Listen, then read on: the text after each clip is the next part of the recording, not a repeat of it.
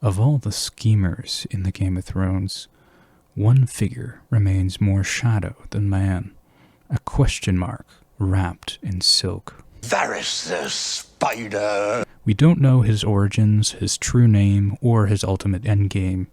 Is he a woman? A merman who crawled from the sea? You must be one of the few men in this city who isn't a man. You can do better than that. Who are you? No one. He's no one. A distant cousin of my aunt's nephew, twice removed. Lovely singing voice, though. Unique. What if we had more facts about him than it seems? What if I told you that evidence from the books have been hiding in plain sight? In this video, I will be revealing evidence for 3 facets of Varys and his schemes derived from logical reasoning, critical observation, and statistical analysis. Varys is partners with Peter Baelish. Varys is not working for the interests of peace. And 3, Varys is a magic user. Welcome. This is a deep dive into the book version of Varys. What you're about to watch is the result of about a month of research. Given the length, I've structured my arguments into 3 distinct parts, each covering at least 3 major sections. The third part, Varys being a magic user, is the shortest. I've included chapters and timestamps for you to skip what you already know, watch at your own pace, or return to specific arguments later. So here's a rough roadmap of what I'm going to discuss. First, I'm going to discuss my methodology for statistical analysis and my statistical observations. Second, I'm going to show evidence that Varys is working with Baelish, including his first chapter and his secret conversation with Illyrio Mopatis. Next, we're going to talk about evidence showing that Varys is not working for the interests of peace, especially his conversation with Ned in the Black Cells. Then we're going to discuss evidence showing that Varys uses magic, including a few instances where he uses magic on the page. It's not possible. Not probable. This analysis is built on a single foundation, the text of the published books. Everything else I have strived to arrive to based on deductive reasoning, or at worst, logical supposition based on the text. My goal is to separate the character Martin actually wrote from the cultural noise that has built up around him. Frank, would you roll the tape?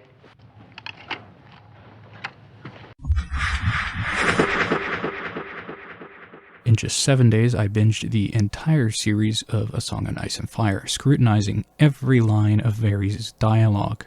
I combed through every statement that Varys has ever made, documenting every physical response, every gesture, and every subtle shift in tone. I then verified those statements against the information that we know as the reader to categorize them as true or false, which required reading every single book back to back to keep the context fresh. Then I analyzed the data to see if a pattern emerged. To make this feasible, I had to draw a hard line. This analysis is solely about Varys. I did not analyze the truthfulness of his allies. No Illyrio, no Jorah, and no Littlefinger. Following that web would have made the scope spiral out of control very quickly. So with all of this in mind, I sat down with my Excel table and my notes and began to reread with the specific mission of meticulously documenting Varys and his schemes. It's incredibly difficult to categorize all of Varys' statements, and a binary classification doesn't really capture all the nuances of what he's saying. To see how messy this gets, it helps to return to the very first time Varys is mentioned in the entire series. The first mention of Varys occurs in Eddard II, A Game of Thrones, when a rider in the night arrives at Winterfell with a letter from King's Landing. In the letter, Varys reports 3 distinct statements. First, that Daenerys Targaryen has wed Khal Drogo and is en route to Vaes Dothrak. Second, that, as Robert says, some pox-ridden Pentoshi cheesemonger had her brother and her walled up on his estate with pointy-hatted eunuchs all around them. And third, that Khal Drogo has a horde of 100,000 men. Based on what we know as the reader, these early claims already show that Varys is bending the truth for his own designs. Yes, Dany has married Drogo. Yes, she's headed for Vaes Dothrak. And yes, she's been living on Illyrio Mopatis' estate. But the claim about Drogo's 100,000 warriors is a deliberate exaggeration. As Jorah explains in Daenerys IV, A Game of Thrones, only about 40,000 of them are actual fighters. So the inflated number folds in women, children, and other non-combatants to make the Khalasar seem far more threatening and to provoke urgency. Robert's own wording is revealing too. We can reasonably suspect that Varys did name Illyrio in the letter, but Robert, who can barely keep names straight in the pages leading up to this, shrugs it off as some forgettable cheesemonger. The letter's content is being filtered through two unreliable interpreters, Varys and Robert. But returning back to the three statements, even though two of them are technically true, and I marked them as such in the first pass of my data, that doesn't really capture the full nuance. Even the true parts of the letter aren't fully honest. Dany did marry Drogo, but Varys omits details that the crown cares about. Details like Eliza Farman's stolen dragon eggs being gifted at the wedding. See my Jaehaerys video for more on that. Likewise, the timing of the message is off. Weddings of this scale and importance don't happen in secret, and a Khalasar of 100,000 men doesn't quietly slip into Pentos. Varys would have known about this union long before he chose to inform Robert of it, yet he waits until the king is on the road leaving Winterfell. Why deliver it then? Was he trying to drive a wedge between Ned and Robert? Demonstrate to Ned that Varys knows things beyond Ned's imagination? And beyond that, what else is missing? The letter says nothing about how long the Targaryens have been under Illyrio's protection, or where they've been moved from, or where Viserys is going. So we can see very early on that what Varys doesn't say is often just as revealing as what he does say.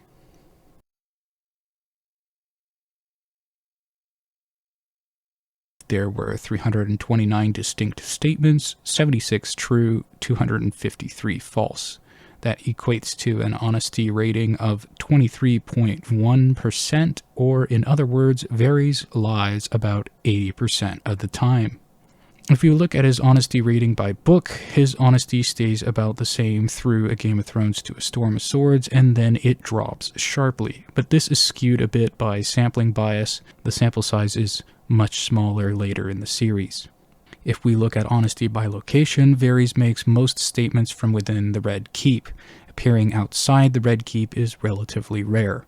For the purposes of more precise data, I noted a few specific locations within the Red Keep as separate entries, like the Black Cells, to see if his honesty depends on a specific room.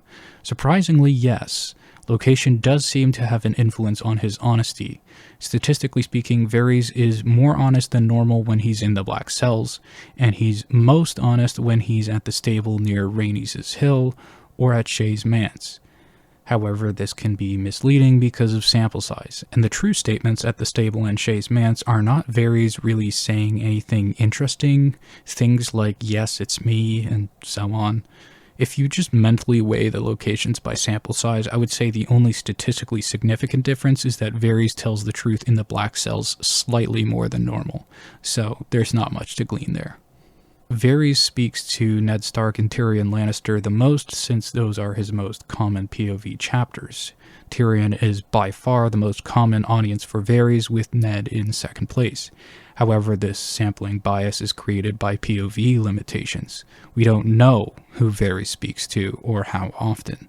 I don't know a way to mathematically correct for this, so we just have to be conscious that it's happening when looking at the data.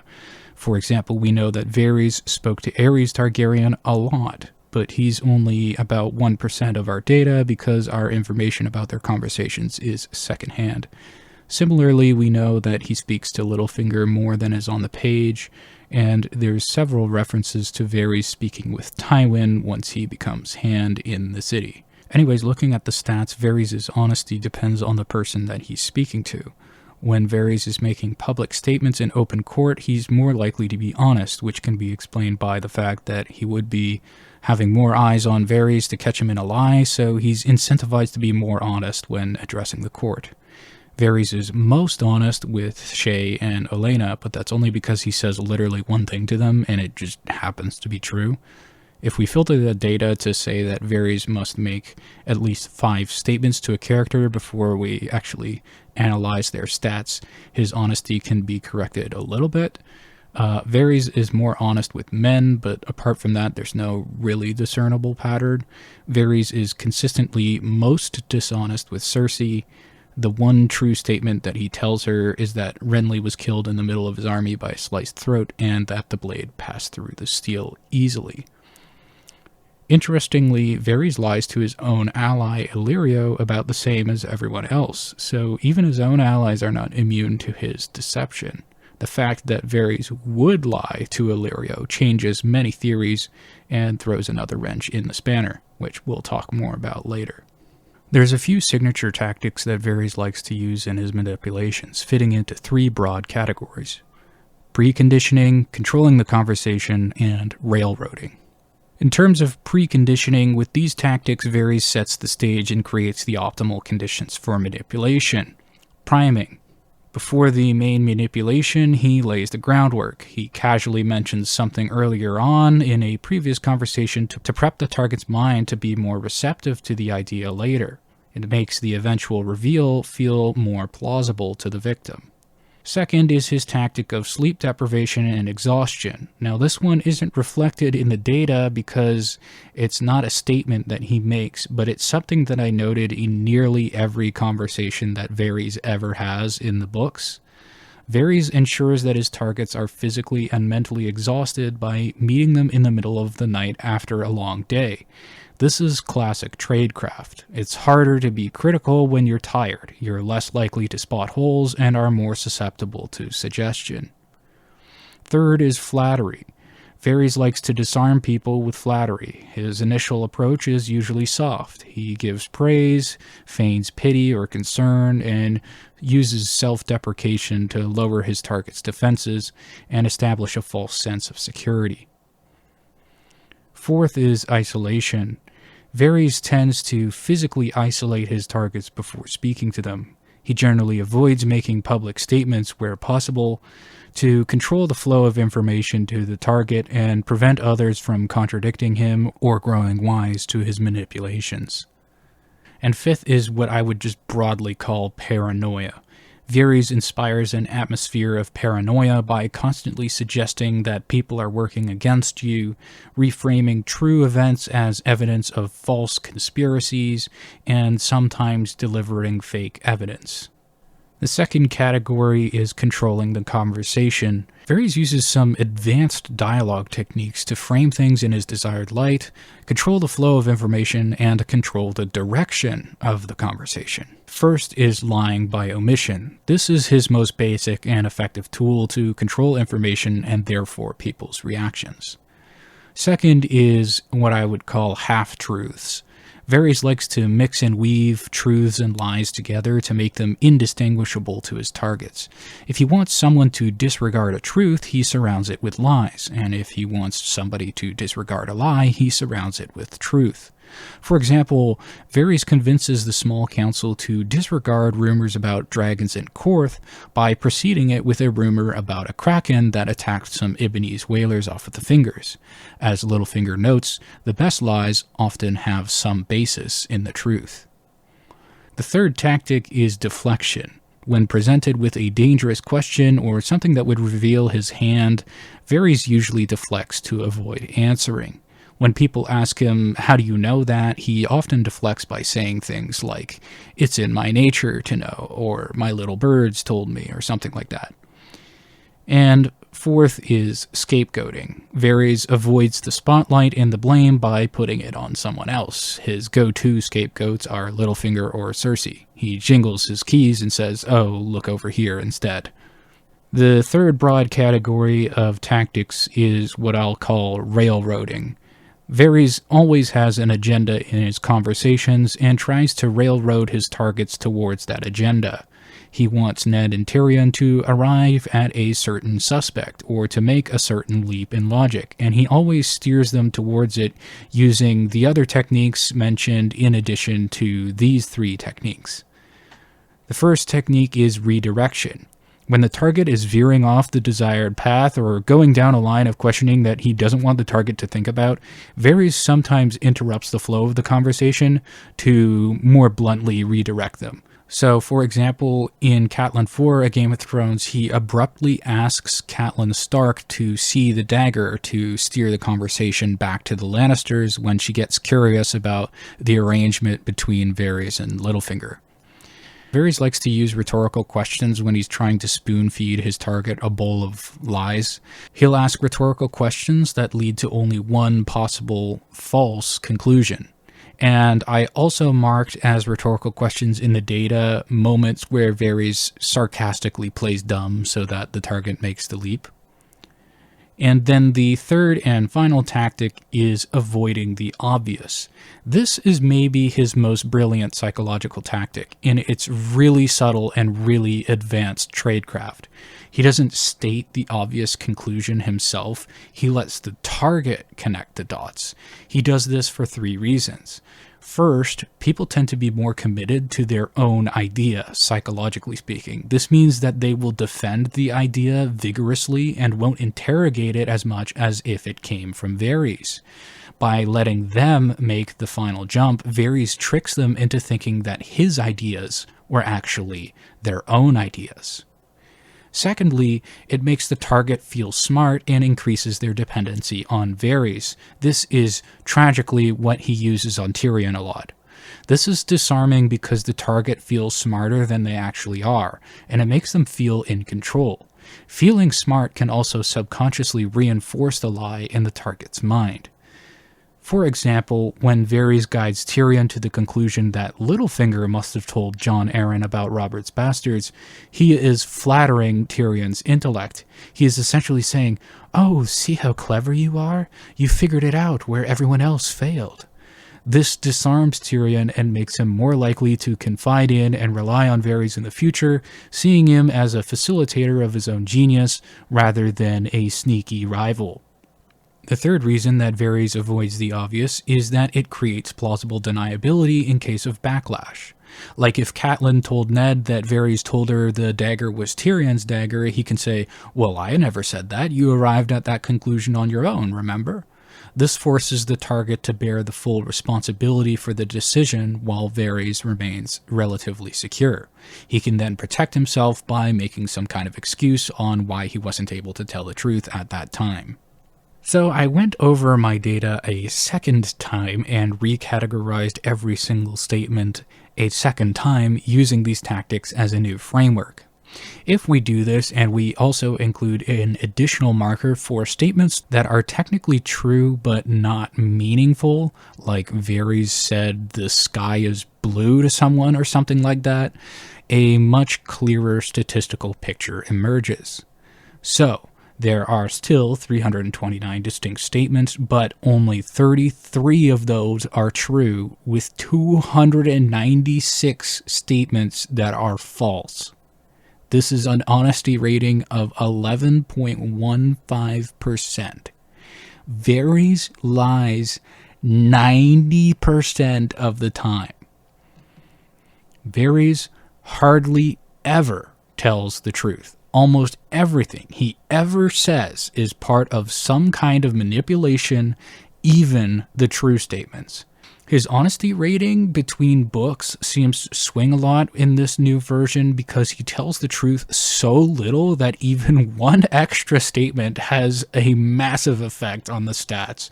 But in reality, he tells the truth about the same amount through the series until A Feast for Crows, where he only tells lies, and A Dance with Dragons where he says literally only one true statement.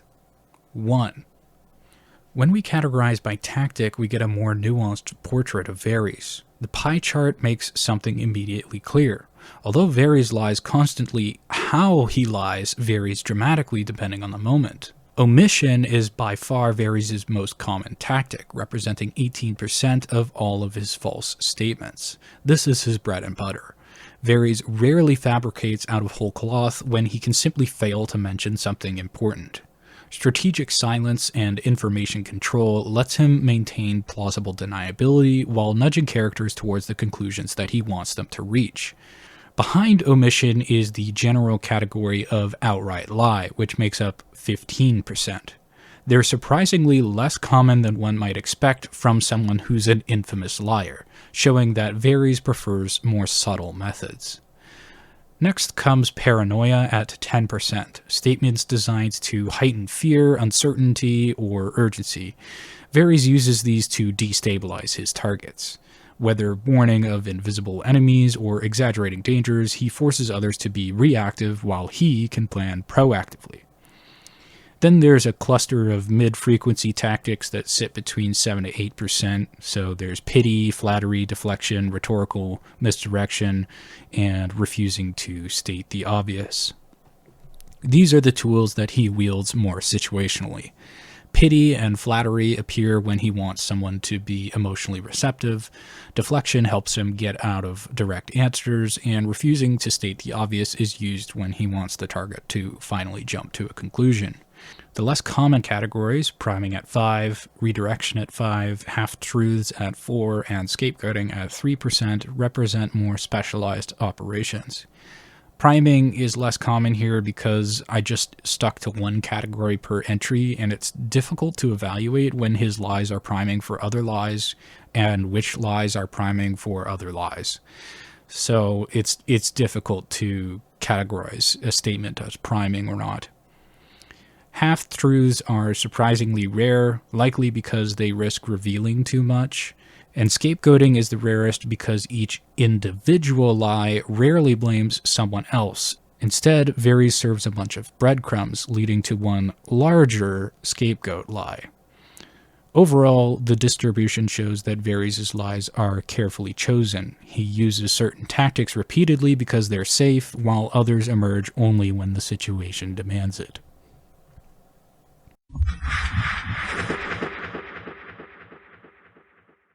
The first time Varys physically appears in Catelyn for Game of Thrones, he's standing beside Littlefinger, who shares his secrets, reinforces his story, and guides Catelyn to their desired conclusion of framing Tyrion Lannister. "How did you know I was in the city?" "Lord Varys knows all. He will be joining us shortly, but I wanted to see you alone first. Nothing happens in this city without Varys knowing. Oftentimes he knows about it before it happens. He has informants everywhere. His little birds, he calls them. One of his little birds heard about your visit. Thankfully, Varys came to me first." When Catelyn asks why Varys came to Petyr first, Littlefinger replies that he was the obvious choice, because he's the only other member of the small council still in the city apart from Varys and Pycelle, and Varys knows that Baelish was Lysa's good friend. But this answer collapses under scrutiny. Varys doesn't need anyone to receive a visitor. Furthermore, Catelyn Stark arrived that day in King's Landing, in secret and in disguise. If they're rivals, why does he immediately share this intel with Petyr? Why does he need his rival to handle a secret visitor who doesn't want to be found and hasn't asked for any political audience? He didn't need Littlefinger present when Shae arrived in the city, or to guide Tyrion to Chichai's. Why now? If Varys was Littlefinger's rival, he would keep Catelyn to himself to control the information, just like he does with other actors later in the books. Already, we see that Littlefinger positions Varys as his source and Littlefinger as his chosen confidant. Hardly the arrangement of a rivalry. Littlefinger claims that, quote, "Lord Varys knows everything, except why you're here."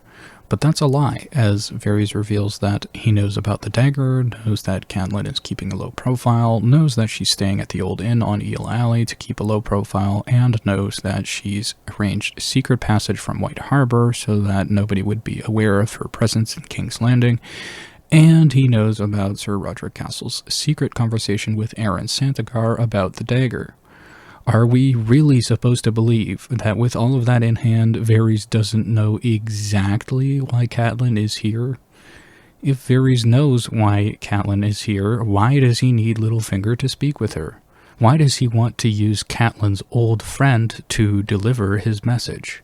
Why does he feign pity and concern over Bran and Catelyn's hands, pretending not to know about the dagger or how her fingers were wounded? The answer is that this is a performance to make Catelyn accept Littlefinger's subsequent revelation about Tyrion and to make the information seem independent of Varys. Moving on, when Catelyn says that according to Baelish, Varys brought her here, Varys giggles and accepts guilt instead of questioning what Littlefinger has said in his absence. Why? Why does a rival adopt his enemy's narrative without clarification? And why does he follow that acceptance immediately by asking Cat to show him the dagger, a request that only makes sense if he already knew that she brought it? Catelyn has no idea just how much Varys admits when he accepts guilt. As Catelyn guesses, the captain of the ship she came on, Moreo to Midas, was an agent of Varys. Since Moreo is an agent of Varys, then we can safely guess that all of the inns he suggested are also watched or owned by Varys, meaning that the captain who sailed her here, the inn she was staying in, the guards who brought her here, and Littlefinger who ordered them were all orchestrated by Varys. No wonder he laughs. When Varys reveals the extent of his observations of Sir Roderick, Catelyn asks him how he could know all of that. The whisperings of little birds. I know things, sweet lady. That is the nature of my service. You do have the dagger with you, yes? When Catelyn starts to get skeptical and suspicious of Varys, he abruptly redirects her line of thought back on the tracks he laid down for her with a very blunt question about the dagger. This indicates that he doesn't want Catelyn to think too much about what Varys knows and how he knows it.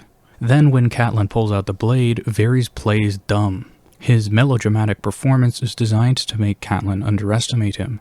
Varys is a mummer. This is his mummer's farce. The real Varys is the most dangerous player in the game. Valyrian steel is visibly distinct from other steel, and as Littlefinger says, he owns the only one in the entire city.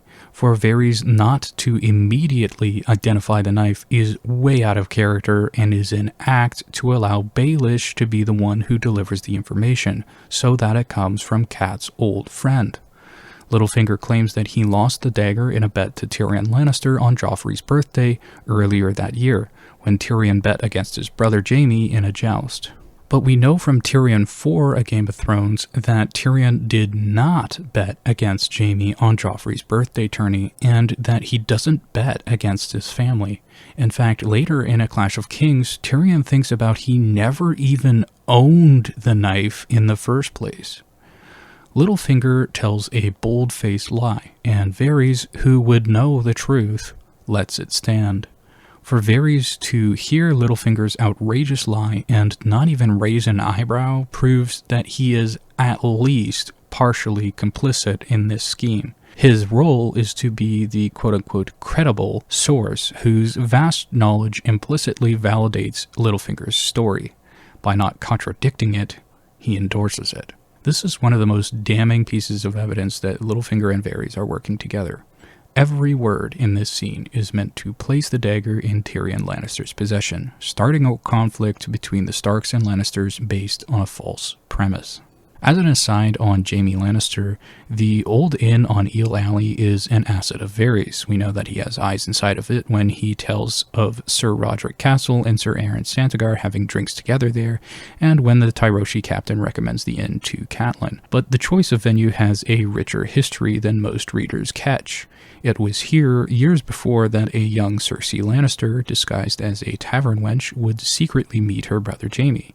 In A Feast for Crows Jaime 1, Cersei and Jaime recollect this encounter, mentioning that it happened when Tywin Lannister was hand, and both Cersei and Jaime were in the city. So, by combining the clues in Catelyn 4 A Game of Thrones and the offhand comment in A Feast for Crows Jaime 1, we can deduce that Varys likely first learned of Jaime and Cersei's affair because they used this specific inn for their trysts in the past. The fact that Varys knew about their secret was never much in doubt, but I always wondered how he knew or when he knew, and this is likely the explanation. It doesn't have much to do with the argument, but it's a nice narrative echo that I wanted to point out.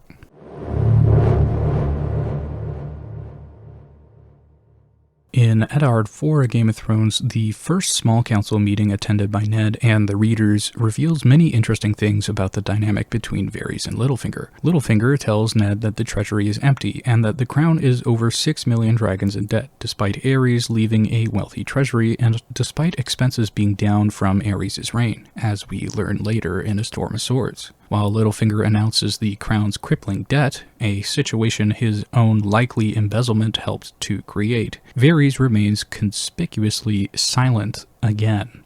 By not challenging the narrative, Varys becomes complicit, ensuring that Ned grows more dependent on the only man claiming to have financial solutions to the crown's problems. This collaborative dynamic is confirmed immediately after the meeting. As soon as a weary Ned tries to retire, Littlefinger whisks him away on a journey through the secret passages beneath the Red Keep, Varys' domain. The significance of this cannot be overstated. Littlefinger navigates the tunnels with confidence and has horses pre-arranged at a specific exit. Other people like Jaime, Shae, and Tyrion are always guided by Varys. Littlefinger's autonomous access implies a level of trust and coordination incompatible with a true rivalry. If Littlefinger was Varys' rival, then Varys would never allow Littlefinger to use the secret passages. Moreover, the entire route is deliberately exhausting. We know that there are more direct routes to the brothels that don't involve climbing down cliffs, but Littlefinger chooses the one designed to maximize Ned's exhaustion before the critical meeting. Their destination is one of Littlefinger's brothels, where Ned is emotionally compromised by the sudden appearance of his wife, Catelyn. This is the culmination of the joint operation.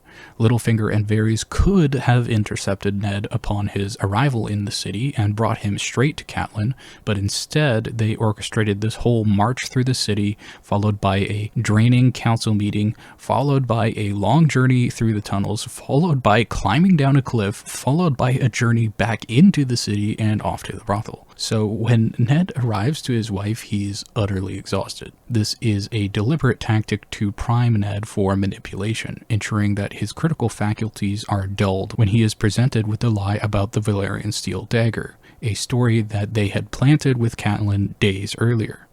Using Catelyn to deliver most of the exposition is another aspect of the plan. Ned loves his wife and trusts her unconditionally, and is more likely to believe a story coming from her rather than from Littlefinger or Varys. Littlefinger and Catelyn present a compelling narrative that the Lannisters tried to kill Bran, murdered Jon Arryn, and are now the enemy. Furthermore, Littlefinger plants another seed by hinting at Cersei's infidelity, testing the waters for the next stage of their plot. Quote, "Our good Robert is practiced at closing his eyes to things he would rather not see." Littlefinger and Catelyn persuade Ned that the Lannisters are a threat. This successfully pushes Ned, an honorable man who must defend his family, into a confrontational stance. Ned immediately mobilizes arms and begins his investigation into Jon Arryn's death in earnest. When we combine Catelyn 4 with Eddard 4, a clear joint operation emerges between Varys and Littlefinger to set the Starks and Lannisters against each other. This successfully convinces Ned that the Lannisters are his enemies, prompting him to take aggressive actions against them that are guaranteed to provoke a war.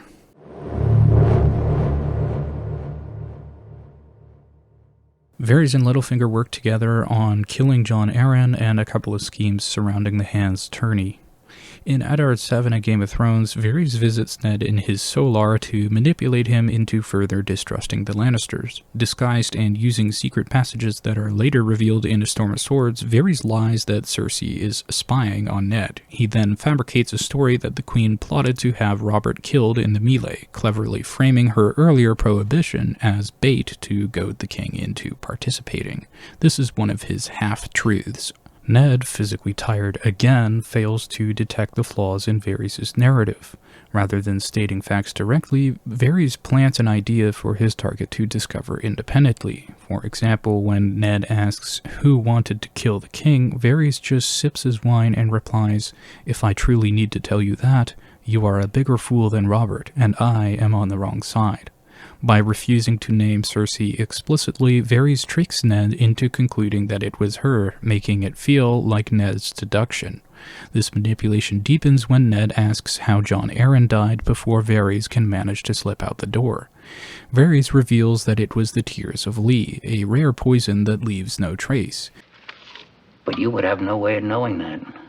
He adds that he urged Jon Arryn to use a taster, an unverifiable claim meant to bolster his credibility. However, this revelation contains a critical flaw that exposes Varys' deception. His knowledge itself is another piece of proof that he was complicit.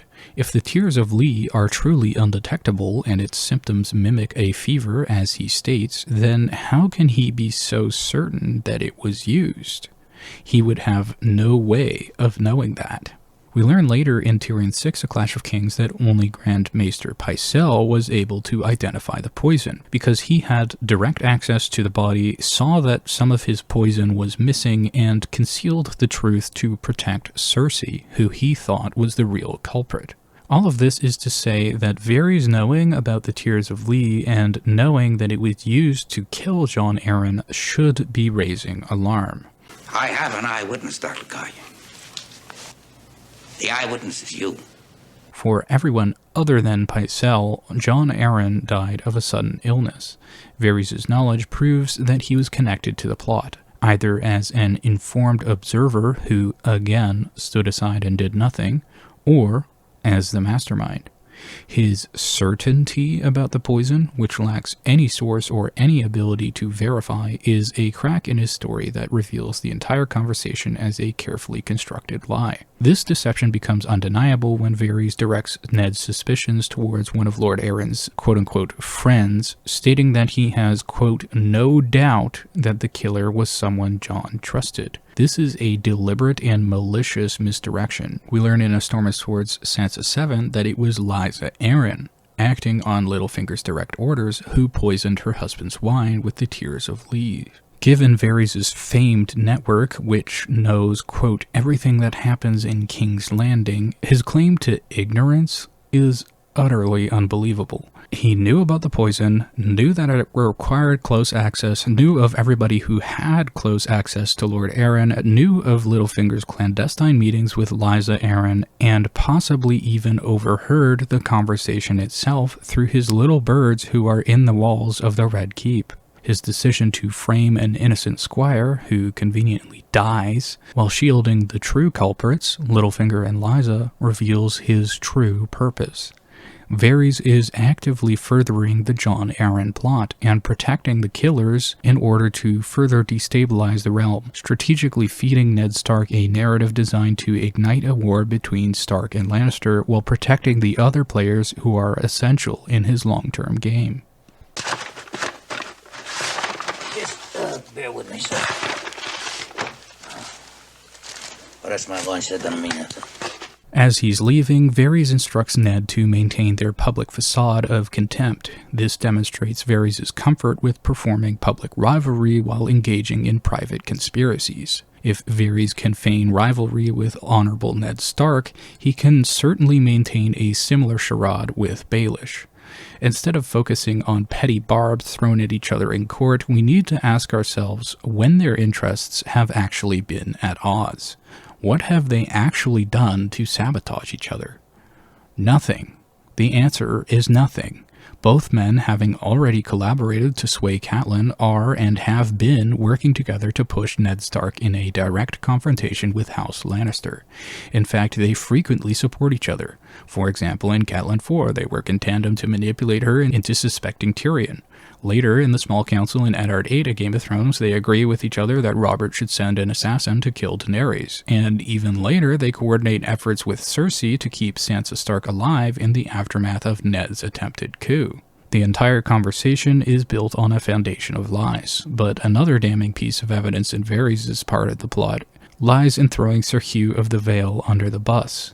By directing Ned's suspicion to the newly knighted squire, Hugh of the Vale, and specifically highlighting the boy's expensive armor as evidence of payoff, Varys appears to be a helpful informant. However, this clue creates a chain of evidence that leads back to Varys himself. The armorer who forged Hugh's conspicuously lavish armor was Tobo Mott, the same craftsman housing and protecting Robert Baratheon's bastard, Gendry.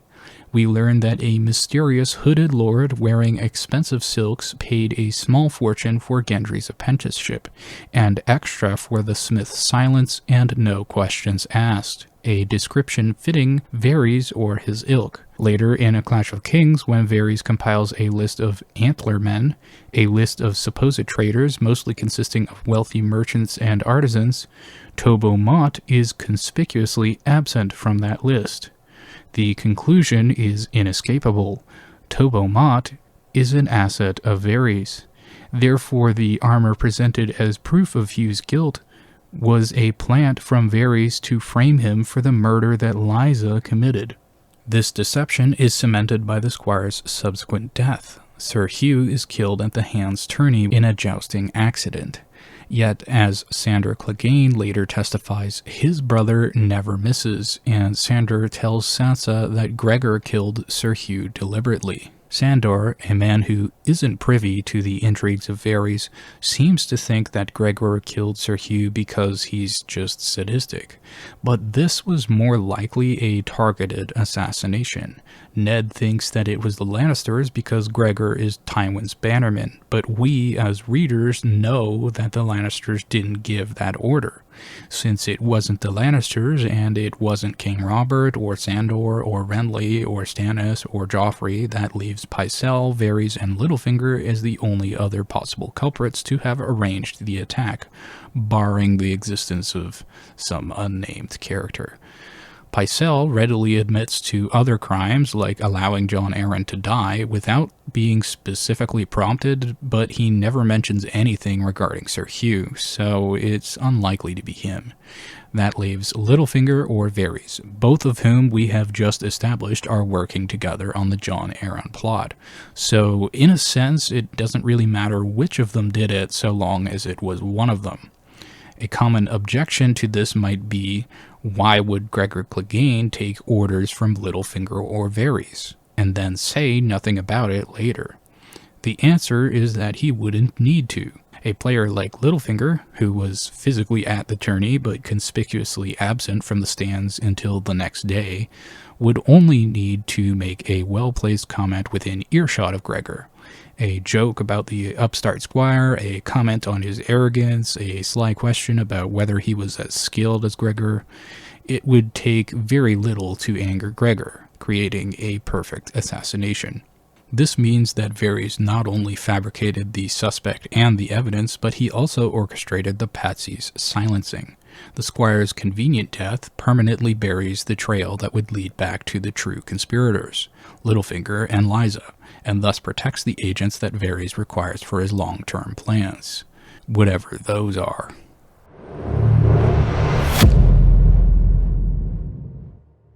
If you're still not fully convinced that Varys and Littlefinger are working together, don't worry, as we've arrived at the smoking gun. And it comes in maybe the most unexpected place, which is Arya 3, A Game of Thrones. In this scene, Arya sneaks into the cellars of the Red Keep and stumbles onto Varys in his Rugen outfit, speaking with Illyrio Mopatis. The eavesdropping begins with Arya hearing Varys say that Ned found one of Robert's bastards, and the rest, quote, will come soon. A day, 2 days, a fortnight. He warns that the Lannisters tried to kill Bran but made a mess of it, and that Ned won't let that go. Quote, I warn you, the wolf and the lion will soon be at each other's throats, whether we will it or no. Notice how Varys lies to Illyrio? It's interesting how Varys neglects to mention that his own actions are the reason that Ned found one of the bastards. Too soon, Illyrio complained. What good is war now? We are not ready. Delay. As well bid me stop time. Do you take me for a wizard? Illyrio chuckled. No less. What would you have me do? Asked Varys. If one hand can die, why not a second? You have danced the dance before, my friend. The phrase, danced the dance, is a metaphor. In this context, the dance is the act of orchestrating the death of a hand of the king. Illyrio is explicitly stating that Varys has done this before. He has danced the dance of making a hand of the king die. The previous hand, Jon Arryn, was murdered. Illyrio's statement directly links Varys to Jon Arryn's death. He's not saying, oh, someone killed the last hand, or, oh, we benefited from the last hand's death. No, he's saying, you killed the hand before, why can't you kill Ned? Illyrio and Varys are long-term partners in a conspiracy to create a war to weaken Westeros for Aegon's eventual invasion. Illyrio is reminding Varys of a past successful operation to convince him to repeat it. Therefore, within the context of their secret meeting, Illyrio is revealing a hidden truth of the story. Varys was a key architect in the plot to kill Jon Arryn. Are you actually trying to pin this murder on me with that? Yes. This is where deduction becomes a little more complex, as it requires reconciling Illyrio's statement with the known fact that Littlefinger and Lysa were the direct perpetrators. If Littlefinger gave the order and Lysa carried it out, why would Illyrio say that Varys killed him? There's a few possibilities that we must examine. First, Illyrio might be mistaken. It's possible that Illyrio knows Jon Arryn died and just assumes that Varys did it. Second, Varys might have told Illyrio that he was responsible despite not actually being responsible. Third, Varys was indeed the one behind the scheme, and Littlefinger is his pawn or co-conspirator. Regarding the first possibility, we know that Illyrio isn't mistaken because Varys takes responsibility for the murder in this very conversation when he says, "Before is not now, and this hand is not the other." In response to Illyrio's question of, "Why don't you just kill the new hand like you did with Jon Arryn?" Varys responds by saying, "Well, things are different now." He doesn't correct Illyrio, saying that Littlefinger did it, or even just that Varys didn't do it. He accepts responsibility by implication when he says that things are different.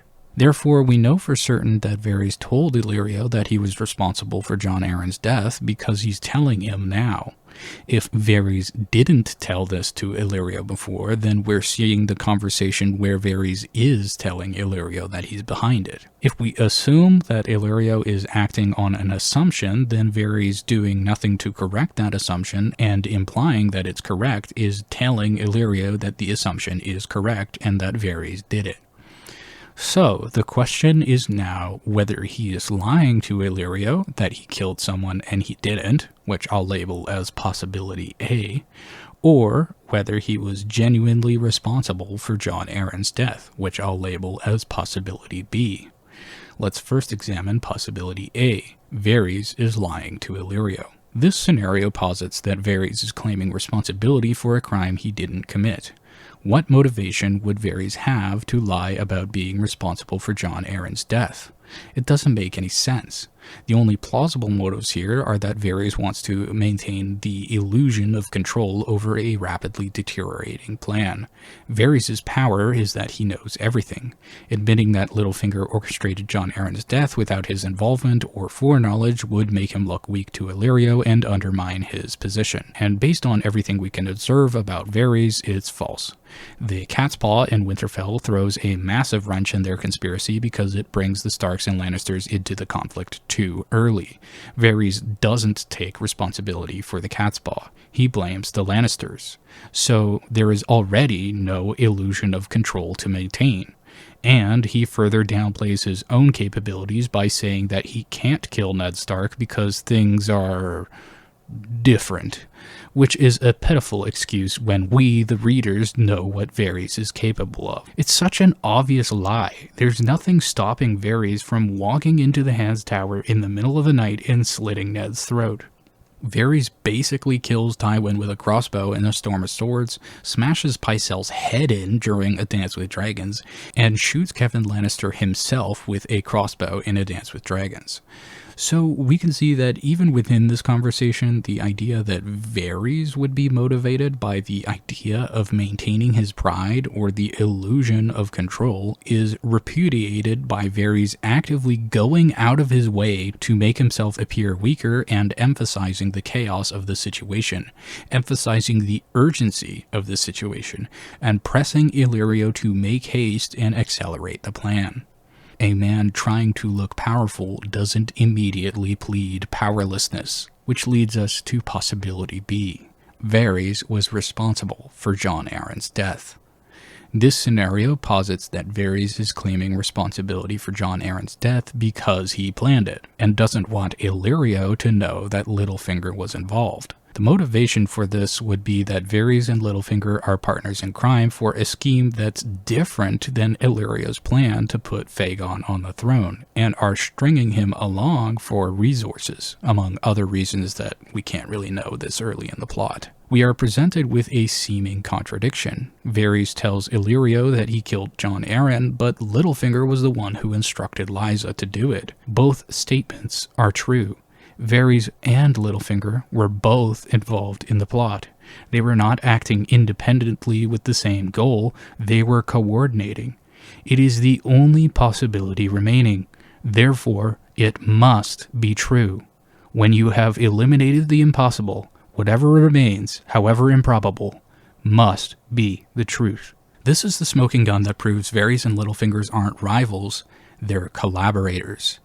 It's a piece of evidence that we've overlooked for decades, and when you reread Varys and Littlefinger with this bit of knowledge, it completely recontextualizes the entire series, and things that didn't make sense before start to click.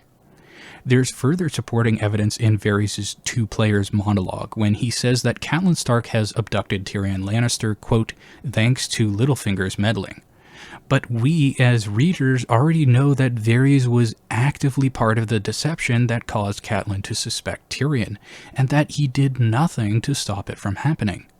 Both this lie and Varys' actions in Catelyn 4 of Game of Thrones make sense in retrospect when you realize that the reason he did both of these things is that he's coordinating with Littlefinger. In fact, many things start to make a lot more sense. The death of Jon Arryn, Lysa Arryn's letter implicating the Lannisters, the strange cooperation in Catelyn 4, the barbs in the Small Council to make them seem like rivals, Varys suggesting Sir Hugh was the killer, Littlefinger urging to send a servant to question Sir Hugh to delay Ned from getting answers, Sir Hugh turning up dead soon afterwards so Ned can't question him, Littlefinger knowing about Chatias and Varys later using it to help Tyrion, the Dantos Holler plot, the death of Joffrey, the death of Tywin, the death of Pycelle, the death of Kevin Lannister, the Kettleblacks, Lady Merryweather, Sweet Robin's impending death. It's all being orchestrated by Varys and Littlefinger.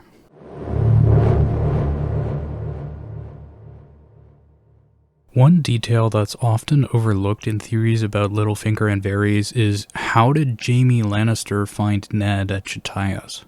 By piecing together the key details, it becomes clear that Littlefinger and Varys worked in concert to engineer this public fight in the street, deliberately fanning the flames of war between the Starks and Lannisters. The setup for the confrontation relies on a sequence of events that is too precise to be random. After resigning as Hand of the King, Ned Stark is preparing to leave the city when Littlefinger approaches him with new information regarding Jon Arryn's death. He leads Ned to Chatias to meet another one of Robert Baratheon's bastards. Upon exiting, they're confronted by Jaime Lannister, who has come specifically to retaliate for Catelyn Stark's abduction of Tyrion. Jaime arrives at exactly the right time and location to intercept Ned, suggesting that his presence there was pre-arranged. A critical analysis of the potential informants reveals that Varys is the only plausible source of Jaime's intelligence. First, Littlefinger can be eliminated as Jaime's informant. He is physically with Ned the entire time, and Jaime's reaction indicates no prior knowledge of his involvement. Second, Cersei Lannister is an unlikely candidate. She was unaware of the brothel's existence or location, as evidenced by her later order to kill Robert's bastards once she learned of them. Had she known at this time, she would have already acted. Third, Jaime himself possesses no spy network and avoids intrigues, making it improbable that he discovered Ned's location through his own means. But Varys is uniquely positioned to have orchestrated the meeting. The spider's web of intelligence is all-encompassing. We know that from Tyrion's chapters that Varys' little birds can hear conversations through the walls of the Hand's Tower, meaning that he would have learned of Tyrion's abduction the moment Yoren informed Ned in the Tower of the Hand, despite their privacy measures. Furthermore, Varys is aware of Chatias, its patrons, and its secrets, and maintains spies in its employ. He knew Ned would be there, he knew Ned was there, and how Jaime would react. And unlike Littlefinger, he was not preoccupied with physically escorting Ned and had the opportunity to send a message to Jaime. Only one person beside myself knew this address. That was you, sir.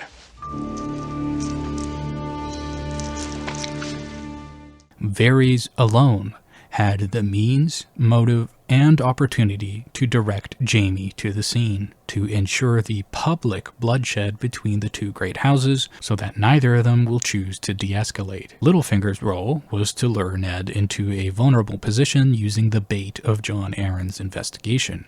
Varys' role was to unleash Jaime Lannister to the exact spot where he would find Ned.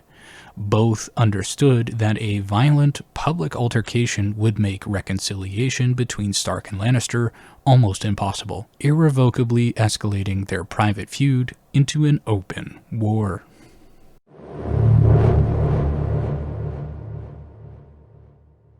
The rescue of Sansa Stark and the assassination of King Joffrey were two halves of a single plot, coordinated by Littlefinger and Varys, using Sir Dontos Hollard and Lady Olenna Tyrell as their cat's paws. The plot begins in A Clash of Kings Sansa 8, when Dontos Hollard arranges to abscond with Sansa on the night of Joffrey's wedding after the feast. But in the same chapter, Dontos gives Sansa a fine-spun silver hairnet with small gems. He says that they're black amethysts from Ashai, using the same exotic provenance and the same discouragement from closer scrutiny that Illyrio Mopatis used with Daenerys Targaryen's dragon eggs. The gems are, in fact, the rare poison, the Strangler, which the reader was introduced to in the prologue of A Clash of Kings. Dontos instructs Sansa to wear the hairnet to Joffrey's wedding feast, stressing that it is essential for her escape, for justice, and for vengeance for her father, thus implicating her in the regicide while keeping her ignorant of the specifics. These words are carefully chosen. We learn later that Dontos knew about the plot to assassinate Joffrey, and that the gems were meant to poison Joffrey. So whoever was responsible for Sansa's escape was also responsible for Joffrey's death. Later, when the Tyrells consider whisking Sansa away in Sansa 2 A Storm of Swords, Dontos urgently convinces her to stay true to their original plan, ensuring the poison is in place.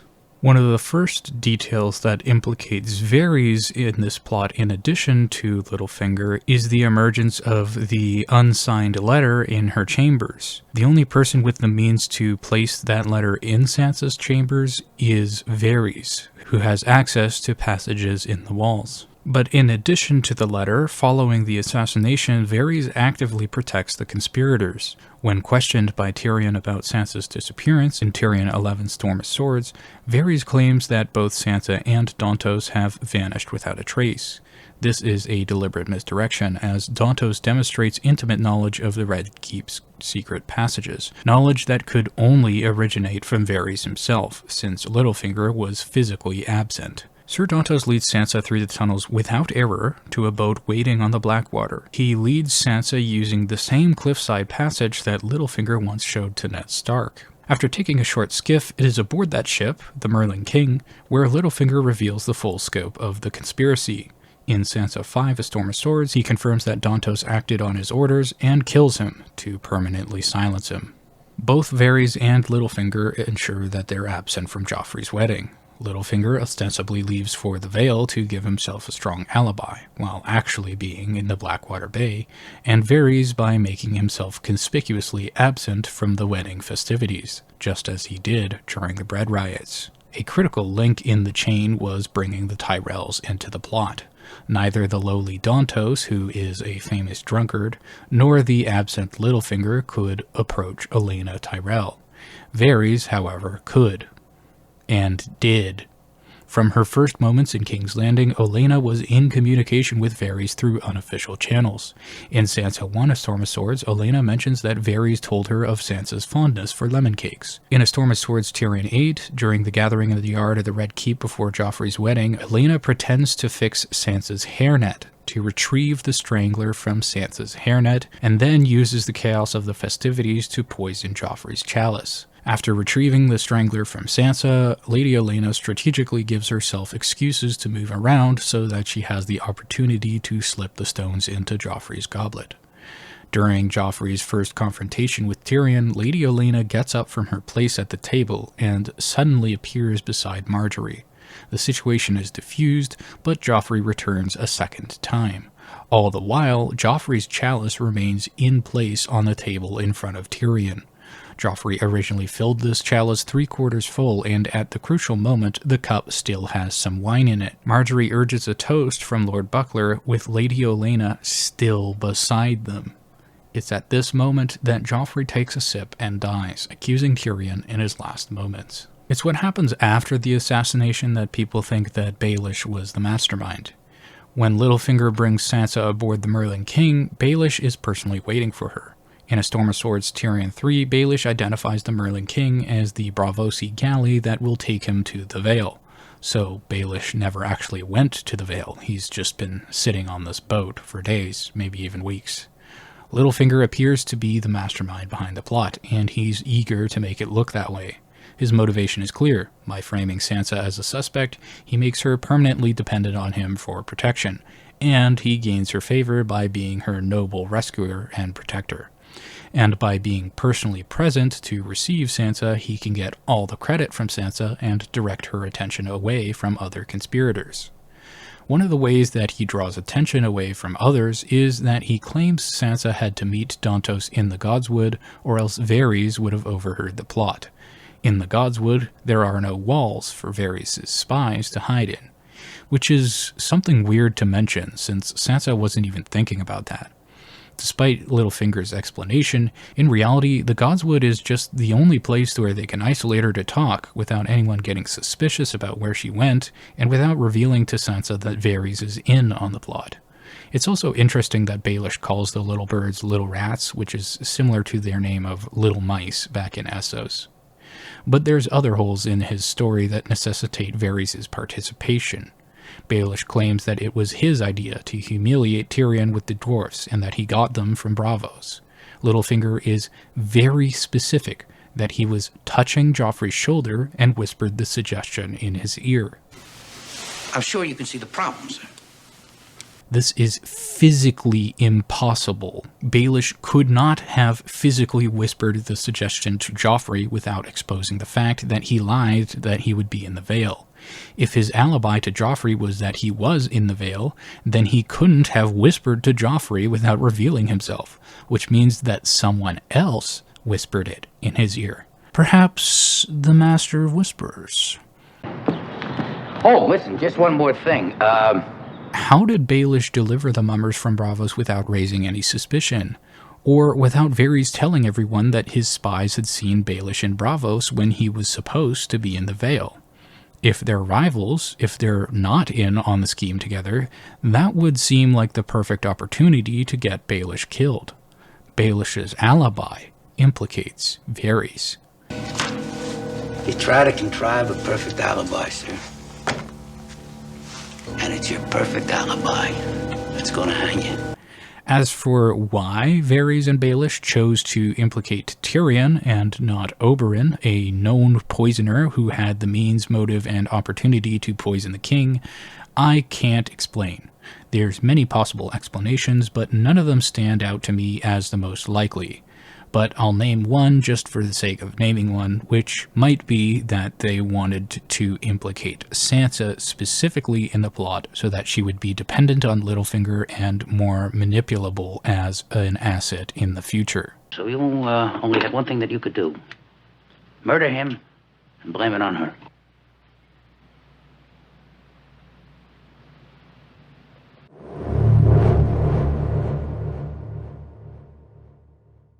A more obscure piece of evidence for the Varys Littlefinger conspiracy is how they share agents in King's Landing, including Dantos Hollard as previously mentioned, but also the Kettleblacks and Lady Merryweather. Their coordinated actions, particularly during Littlefinger's absence, are otherwise impossible to explain.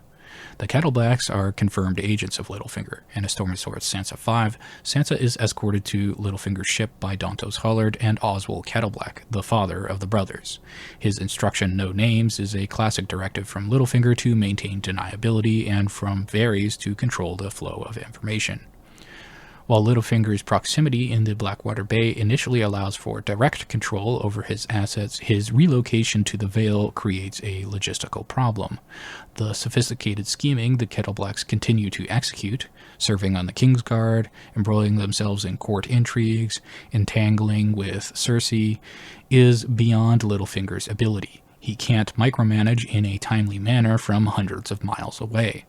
And it seems beyond the intelligence of the Kettleblacks to do autonomously. However, if Varys and Littlefinger are co-conspirators, this plot hole is resolved. Varys, who remains in the capital, is the perfect candidate to guide the Kettleblacks, providing timely intelligence and helping them improvise on behalf of their shared goals. Therefore, the Kettleblacks are not merely Littlefinger's agents, but likely assets of the Varys-Littlefinger conspiracy. There's further evidence of their collaboration with Lady Taena Merryweather and her husband, Orton. Orton's background is significant. He's the grandson of Lord Owen Merryweather, a hand to Aerys Targaryen, who was exiled after failing to squash Robert's rebellion at Summerhall. Orton spent his formative years in exile in Essos, and he married his wife in Myr, a background that aligns him with Varys' sphere of influence. His mysterious success in persuading King Robert to restore his lands, but not his wealth, left him a politically weak and financially desperate lord, making him easily manipulable. His wife Taena plays a critical role in the conspiracy. Lady Taena is one of Marjorie's ladies-in-waiting and attends her at the wedding. At Tyrion's trial, she provides the most damning piece of false testimony against Tyrion, claiming that she saw him drop something in the chalice. No other witnesses claim to have witnessed the actual crime and are only character witnesses against him. They don't remember that, sir. They don't remember that? No, sir.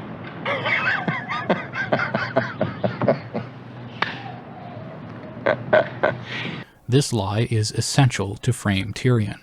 After the trial, she successfully works her way into Cersei's confidence. Her actions, however, perfectly serve the conspiracy's goal of destabilizing the Lannister regime. By eliminating Tyrion and further poisoning Cersei's mind, she creates chaos that benefits both Varys and Littlefinger. Since Littlefinger couldn't have instructed her, Varys is the logical handler. No. I'm going to leave them alone and not actually witness them dying. I'm just going to assume it all went to plan. What?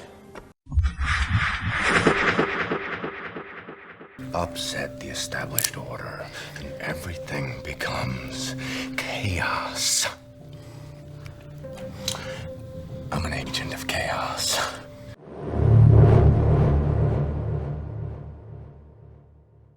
In A Game of Thrones Eddard 11, Sir Raymond Derry, Sir Carol Vance, and Sir Mark Piper petition King Robert's court for justice against Sir Gregor Clegane, accusing him of ravaging Wendish Town, Sherrer, and Mummers Ford. However, a cross-examination of their testimony with later chapters reveals a narrative riddled with contradictions, designed to exploit Eddard Stark's honor and provoke a war by pinning false crimes on the Lannisters. The story is presented that the brigands rode north along the Red Fork, destroying settlements in sequence, Wendish Town first, then Sherrer, and finally Mummers Ford. Vance claims that there were no survivors in Wendish Town or Mummers Fords, and only a few from Sherrer who hid behind its stone walls. Then where do the stories come from, I wonder? This leads to the most obvious flaw. If there were no survivors from the other villages, then how did the small folk of Sherrer know what happened elsewhere in such detail? This inconsistency is compounded by three others: the size of the raiding party, the perjurious statements of the brewer Joss, and the geographically impossible alibis of the petitioning knights. Together, these elements expose the story as a fabrication. One eyewitness is a Bolding brewer named Joss. He claims that he kept an alehouse in Sherrer by the stone bridge that served, quote, the finest ale south of the neck. Everyone said so. It's gone now, like all the rest, my lord. They come and drank their fill and spilled the rest before they fired my roof, and they would have spilled my blood too if they caught me, my lord. Crucially, Sir Mark Piper interrupts to preemptively attribute the attack to the Lannisters before any witness can speak on the matter. Joss identifies their leader as a huge man as big as an ox with a voice like stone breaking. These vague descriptions are meant to implicate Sir Gregor Clegane. Most damningly, the small folk cannot agree on the size of the raiding party, giving estimates from 50 to hundreds and hundreds. This range is a clear sign of a concocted story. We learn the truth later from one of Gregor's own men at Harrenhal. The party was only 8 strong. The deliberate inflation of the numbers from a small band to a massive army frames the attacks as a calculated military incursion by House Lannister. The balding brewer, Joss, is lying. In Area 7, A Clash of Kings, Arya eavesdrops on Chiswick while in Harrenhal, and we hear Gregor Clegane's perspective on the same event. After the hands tourney it were, before the war come, We were on our ways back west, 7 of us, with Sir Gregor. Raff was with me, and young Joss Stillwood. He'd squire for Sir Gregor in the lists. Joss Stillwood is not Joss the brewer. Well, we come on this Pisswater River, running high on account there'd been rains. No way to ford, but there's an alehouse near, so we repair. Sir roused the brewer and tells him to keep our horns full till the waters fall, and you should see the man's pig eyes shine at the sight of silver. So he's fetching us ale, him and his daughter, and the poor thin stuff it is, no more'n brown piss, which don't make me any happier, nor Sir neither. And all the time this brewer's saying how glad he is to have us, custom being slow on account of them rains. The fool won't shut his yap, not him, though Sir is not saying a word, just brooding on the night of pansies and that bugger's trick he played. You can see how tight his mouth sits. So me and the other lads, we know better'n to say a squeak to him, but this brewer, he's got to talk, and he even asks how my lord fared in the jousting.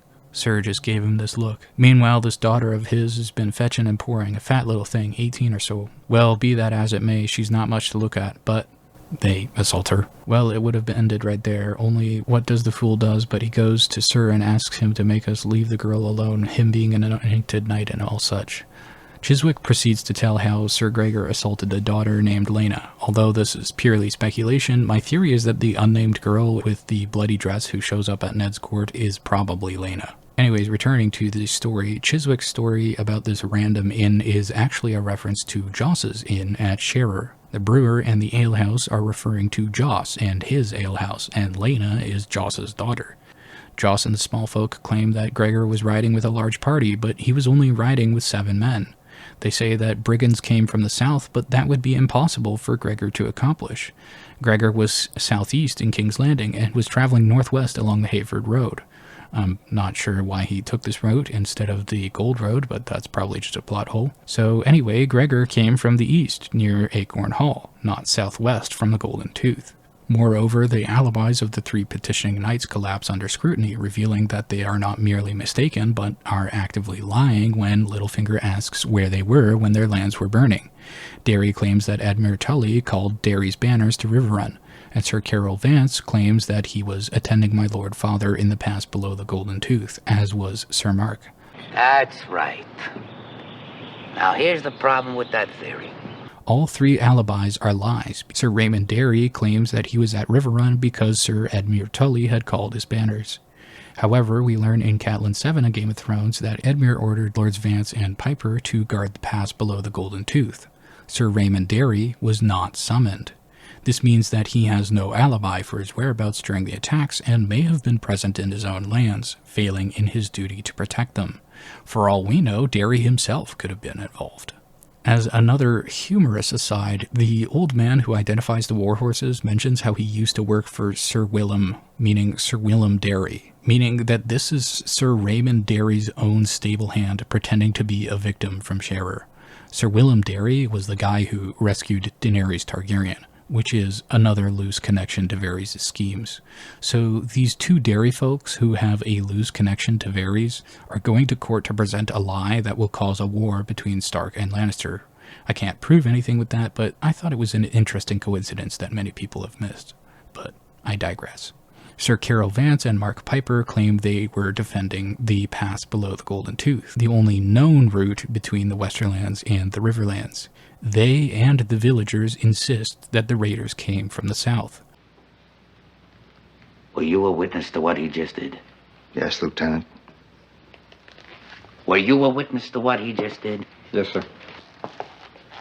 Were you a witness to what he just did? Yes, I am, sir. Witness to what? You just incriminated yourself, sir. For Gregor Clegane to have traveled from that direction, he would have to pass directly through the Vance and Piper host, which was under orders from Edmure Tully to prevent any Lannister entry.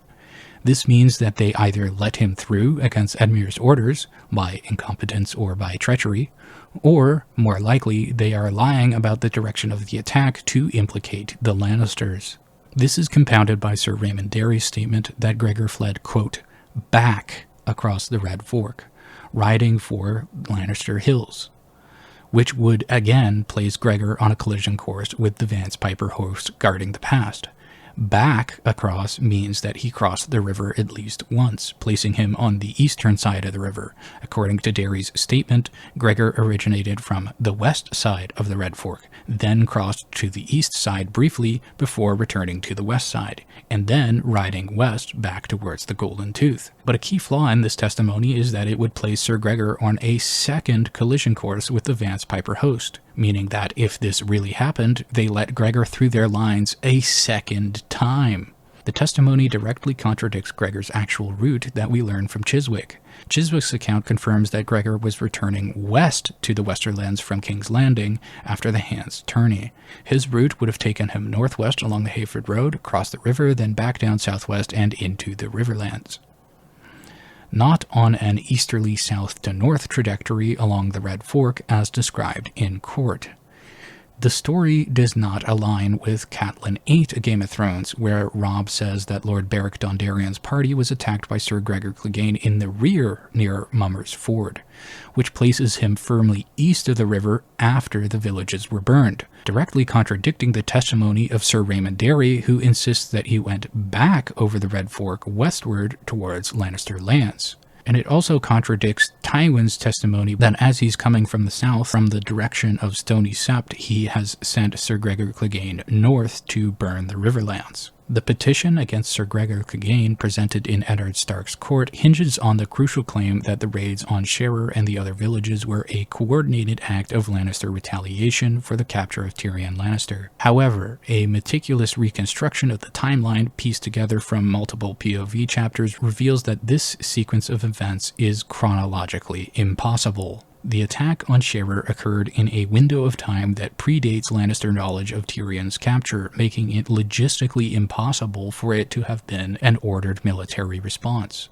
To understand the discrepancy, we must first establish the order of events in King's Landing and the Riverlands. First, Tyrion's capture, which happens in Catelyn 5. Tyrion Lannister is captured at the end of the Crossroads.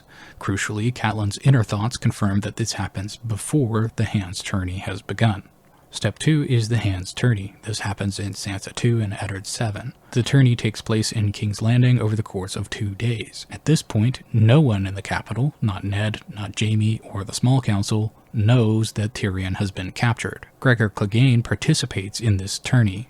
The Mallisters, who were just leaving the Crossroads as Cat was arriving, also participate in the tourney. Step 3 is Gregor's departure. Immediately following the tourney, Sir Gregor and his small band of 7 men depart King's Landing to return west to the Westerlands.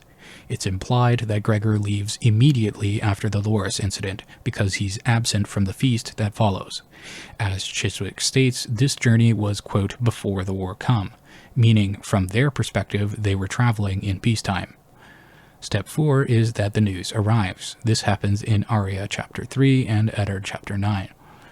After the tourney, the news of Tyrion's capture finally reaches King's Landing. In Arya 3, Yoren delivers the news to Ned Stark in the middle of the night. Then, the following day, in Eddard 9, a furious Jaime Lannister confronts and attacks Ned in the street.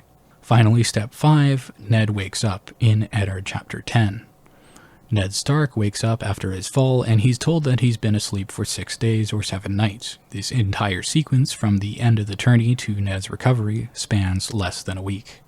This is where the timeline collapses. For the raid on Sherrer to be an official retaliation for Tyrion Lannister, 3 impossible events must align: the message, the rally, and the march. In terms of the message, a rider would have to be dispatched from King's Landing after the Lannisters learned the news, locate Gregor's specific and fast-moving party on the road, and deliver new orders. Gregor had a head start of at least 2 days. Sherrer is established as being, quote, a few days' ride, i.e. 3 to 6 days, from the capital.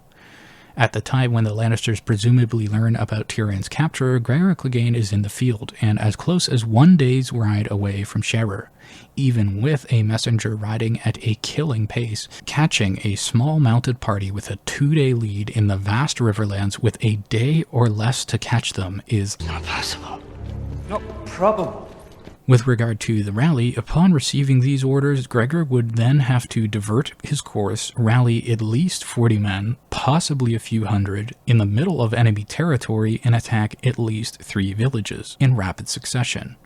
All of this would have to happen almost instantly for the chronology to line up. Finally, the march would have to line up. After the attack happens, the small folk would have had to spend days marching to King's Landing, shepherded and guarded by the knights. As an aside, why are the peasants okay with being guarded by what seems to be a handful of troops through lands that are being ravaged by Gregor's brigands? Aren't they like hundreds strong?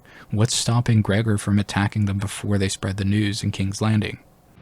I don't know. I was in shock. Confused.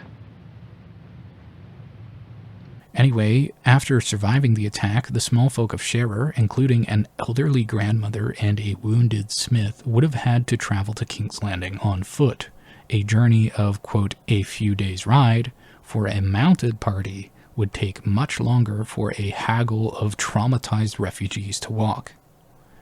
So, in sum, Gregor would have to be intercepted by the rider, raise at least 40 men in enemy territory, and burn 3 villages on separate days while remaining undetected by the nearby Vance Piper army, all in less than 3 days so that the small folk have enough time to arrive to King's Landing when Ned wakes up 6 days after Jaime finds out about Tyrion.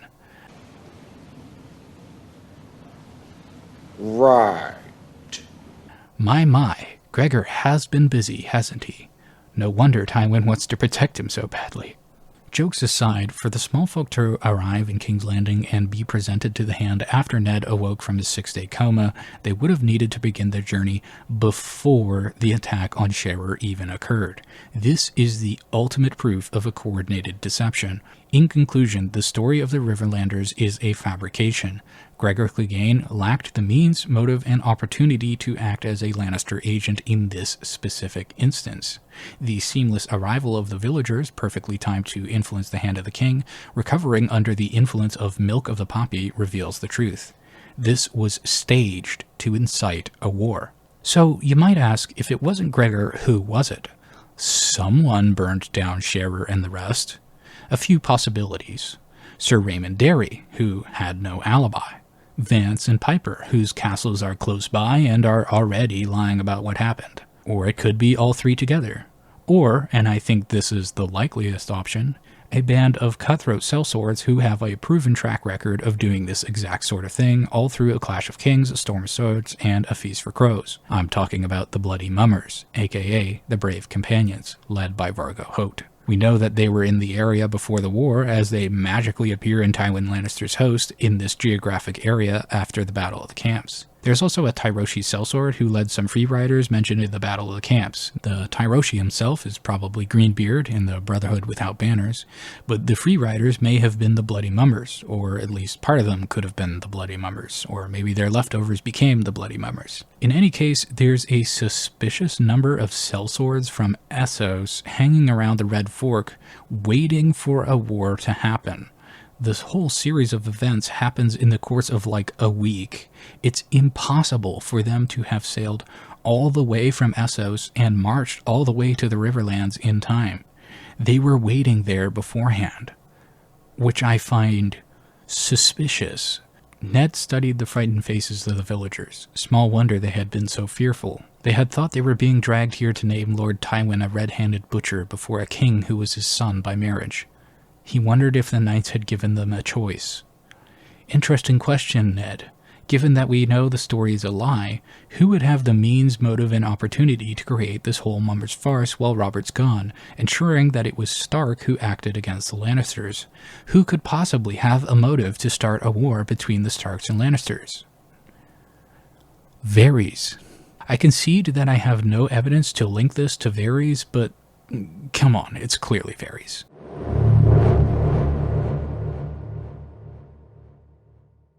The death of Eddard Stark is a pivotal moment in a Game of Thrones that's attributed to Joffrey. However, a closer examination reveals that Varys was a more subtle yet equally culpable architect. Varys' actions and inaction demonstrates that he was complicit in Ned's death, from allowing a known betrayal to unfold to manipulating a doomed man in his final hours. Varys was an active participant in sealing Ned Stark's doom. The first and most damning evidence of Varys' guilt is his foreknowledge of and silence towards Littlefinger's betrayal. It is impossible that Varys was unaware of the plot to double-cross Ned as he moved to seize the regency. Even if you cling to the idea that Varys and Littlefinger were rivals, which they're not, their competition would motivate Varys to keep an eye on Littlefinger. By saying nothing in the lead-up, Varys allowed Ned to walk into the trap. His excuse of being unarmed, unarmored, and surrounded by Lannister swords is misleading. He had ample opportunity beforehand to rescue Ned. Ned had a ship prepared, and the Starks were packed and ready to leave anyway. Varys chose not to act, making him a silent partner in Ned's downfall. Following the arrest, Varys' visit to the Black Cells in Eddard 15 of Game of Thrones is often misinterpreted as a desperate attempt to save Ned's life. Dressed in his Rugen disguise, Varys presents himself as a friend, a counselor, and a servant of the realm's peace. But each claim is a carefully constructed lie designed to manipulate Ned's sense of honor and paternal love. In reality, Varys' actions reveal a far more cynical agenda. By persuading Ned to confess to treason to save Sansa's life, Varys is delegitimizing the claims of Stannis and Renly to create more chaos. If Varys truly wanted Ned alive, he had the means to attempt an escape earlier. Instead, he manipulates a broken man into a public admission that, from a legal standpoint, justifies his subsequent imprisonment or exile. Nothing in Varys' conduct suggests a genuine desire to see Ned survive. Ned Stark had pieced together the truth of Cersei's children and knew too much about Varys' activities to be kept alive. He's too dangerous to be left alive. Crucially, by the time this conversation occurs, Varys knew that Ned was already a dead man walking. Ned's POV chapters in the Black Cells describe a leg wound that is clearly infected and which is not being attended to in prison. He is immobilized by throbbing pain, sitting in his own filth, with soiled bandages and symptoms of a fever and chills. Later in Area 5 of Game of Thrones, Arya sees the, quote, gray and rotten cast on Ned's leg, confirming the worst. Varys, entering the cell with a torch and a clear vantage point, could not have missed the signs or smells of an infected leg. In a medieval setting, this is almost a guaranteed death sentence. His conversation with Ned, therefore, is not of a man trying to save a life, but trying to squeeze the last bit of value from a dying asset. This chilling purpose is also revealed through the series of lies he tells to Ned, each one designed to manipulate a specific facet of Ned's crumbling resolve. Let's go through them one by one. Ned asks Varys how he's in the Black Cells and how he managed such a convincing disguise, and Varys responds by deflecting and straight up not answering the question. Ned asks Varys about his daughters, and Varys omits the key fact that it was Sansa who informed Cersei of Ned's plotted coup and for his plan to ship Sansa and Arya away. He was stabbed in the back by his own daughter. A lot of people seem to miss that one when they accuse Ned of being a naive idiot. Excuse him for trusting his own flesh and blood. Ned says that Cersei won't kill him because Cat holds Tyrion hostage, but Varys says that she let him get away, and then Varys lies by saying that he thinks Tyrion is dead. Ned tells Varys to just kill him and get it over with, and Varys says, "Your blood is the last thing I desire." Yet we know that Varys orchestrated Jaime's confrontation with Ned, the object of which very much seems to have been spilling Ned's blood. As pointed out earlier, he let Ned fall into Cersei's trap, so actually he does want Ned's blood. Ned points out how Varys stood aside and did nothing. Varys counters that he could do nothing, surrounded by swords. Another lie. He knew of the plot ahead of time and could have rescued Ned. Varys then launches into a small speech to tell Ned that we must all play our part, you included. He lies that a courageous informer would be as useless as a cowardly knight, which is a lie because he was a courageous informer when he ostensibly brought Ned in on Jon Arryn's investigation and Cersei's plots against King Robert. Obviously, these were all lies, but if they're supposed to be true, then Varys is quite courageous to tell Ned when he has no idea what Ned will do with the information. Also, Varys and Littlefinger literally make a cowardly knight incredibly useful later on when they recruit Dontos Hollard as an agent. He's also lying about the Master of Coin being frugal, as he knows that Baelish is siphoning funds and basically running the realm bankrupt. Ned asks if he can send a message out, and Varys answers that only if it serves his interests. When Ned asks what are those interests, Varys says peace without hesitation.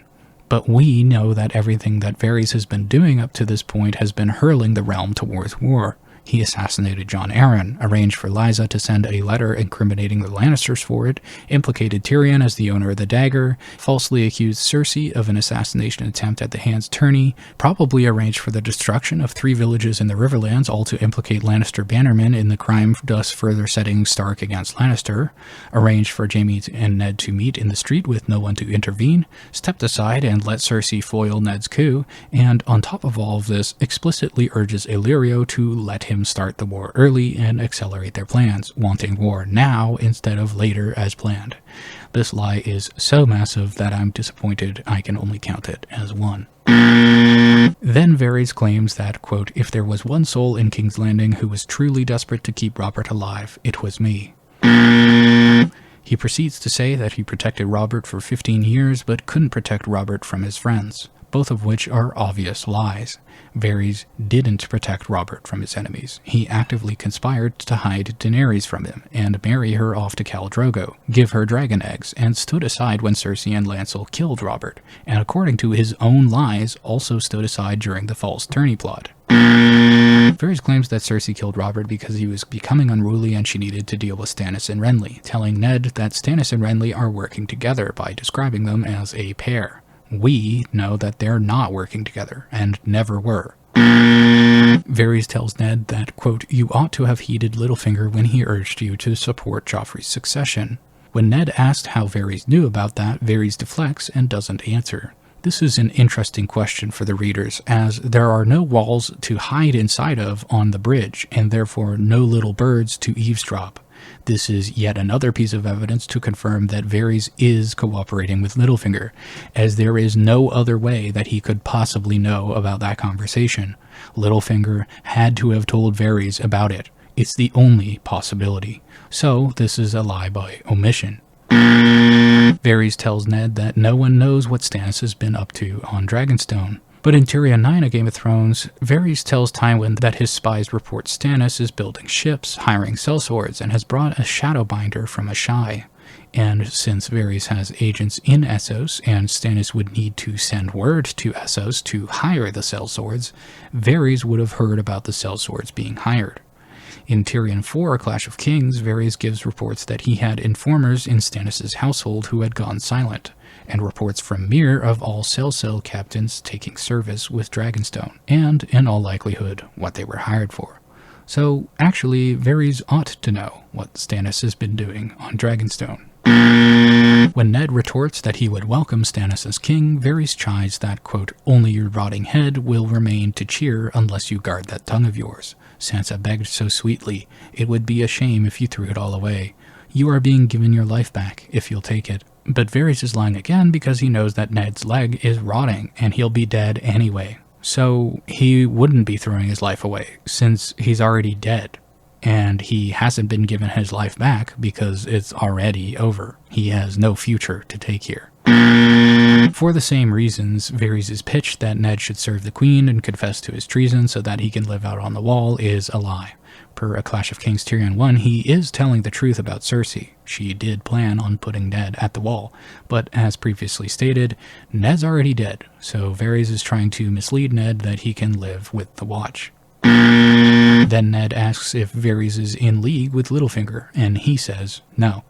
As established elsewhere in this video and by the 14 preceding lies, this is lie number 15. Something interesting to think about is that the Black Goat of Qohor is such a weird and specific choice to name drop here. It's like a really obscure god that Ned probably isn't even aware of. It's also interesting because we know that Vargo Hoat is the only known character who worships the Black Goat of Qohor in the whole series, and he's one of our suspects for who actually torched Sherrer. I don't have any evidence here, I just thought I'd spend the time pointing out how weird this comment is. Did Varys wed the Black Goat? Does he worship that god? Is that his true motivation? Anyway, moving on, Ned asks who Varys really serves. Varys smiles and says, I serve the realm, and the realm needs peace, swearing it by his lost manhood.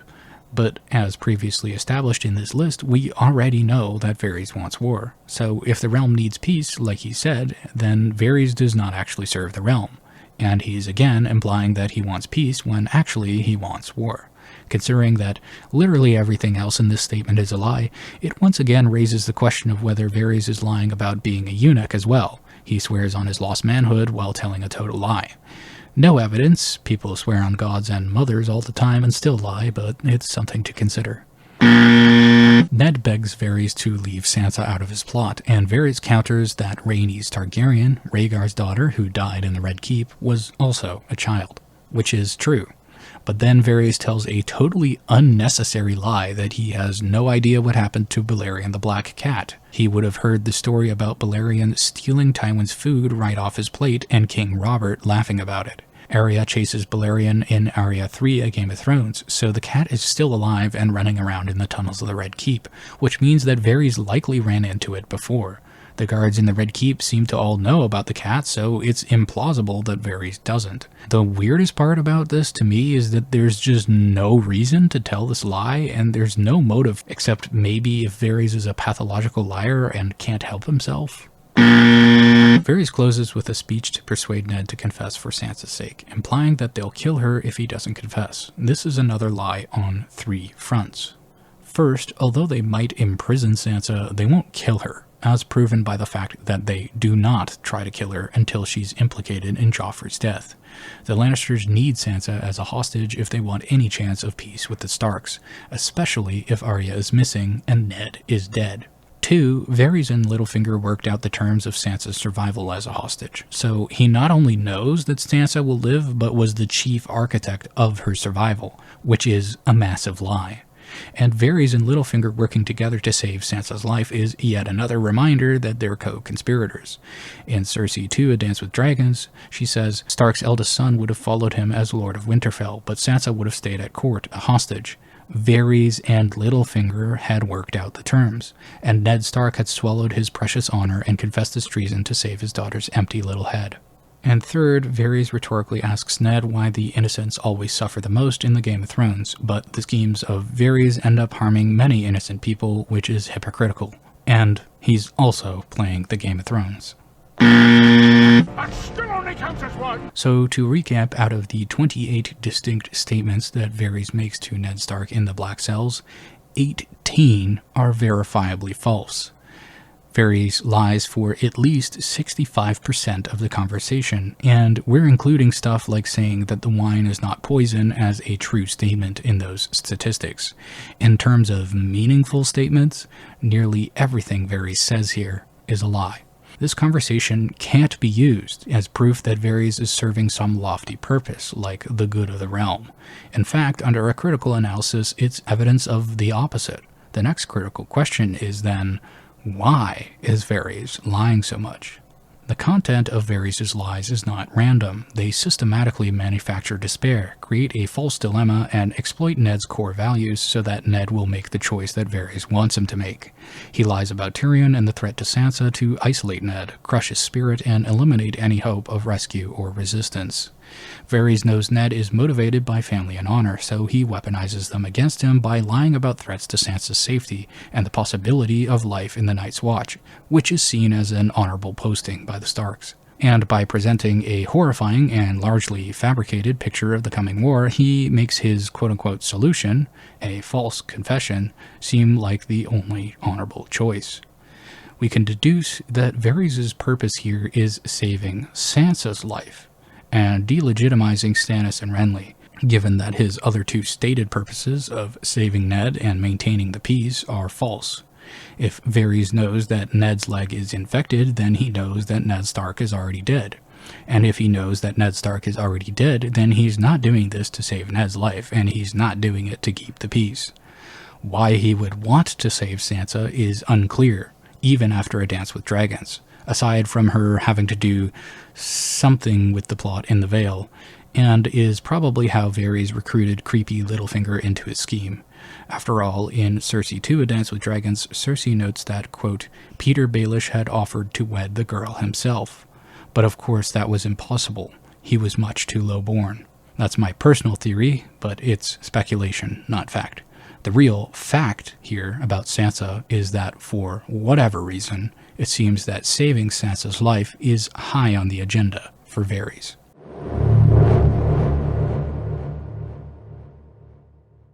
Varys promotes instability when he kills loyalists to the regime. This one's pretty obvious, but I wanted an excuse to talk about the Antler Men because I don't think anybody's really caught on to this.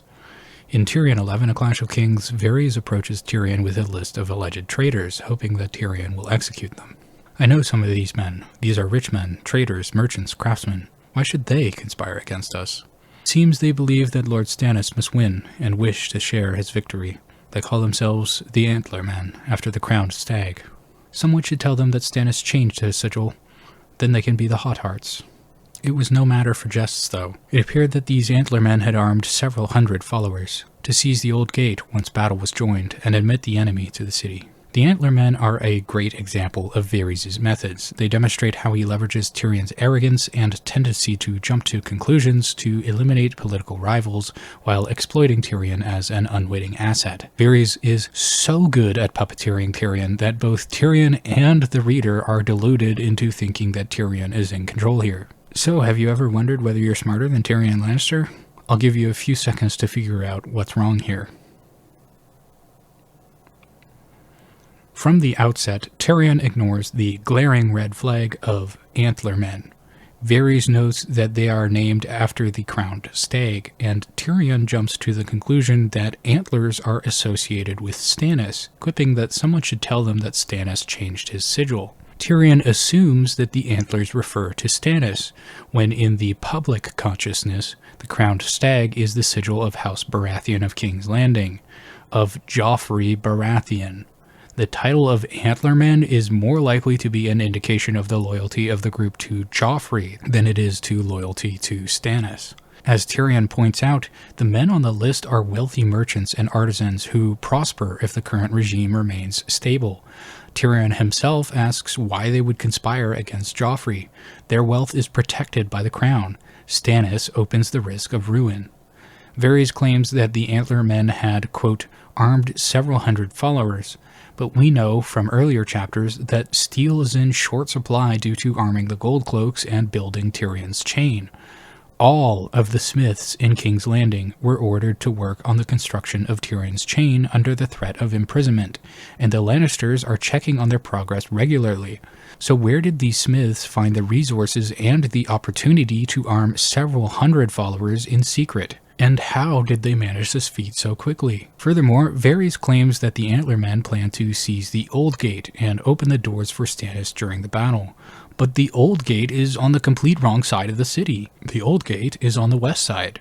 To get to it, Stannis would have to land near the North Shore and bypass both the Iron Gate and the Dragon Gate. Meanwhile, everyone knows that Stannis' fleet is approaching from the northeast, from Dragonstone, and his foot army is approaching from east of the Blackwater Rush by the King's Road. Most of the artisans and merchants live near the Street of Steel and the River Row, so why wouldn't they try to open the Mud Gate or the King's Gate, which are both closer in proximity and more logical as a rendezvous point for Stannis?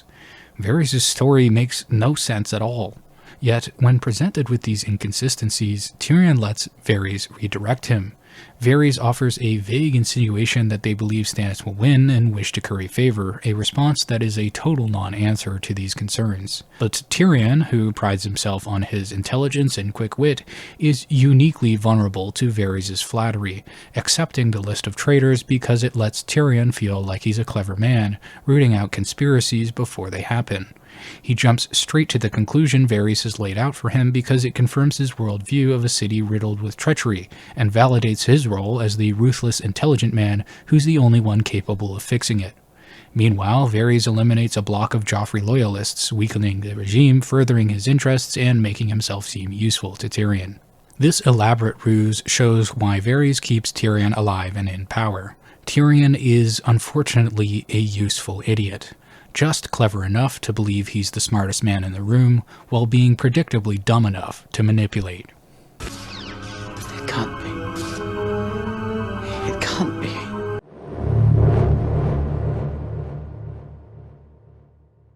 A closer examination of two pivotal events in King's Landing, the bread riots in A Clash of Kings and the rise of the Sparrows and Faith Militant in A Feast for Crows, reveals a pattern of deliberate instigation.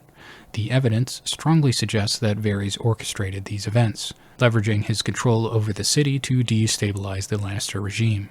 These actions expose his long-term strategy of war and chaos.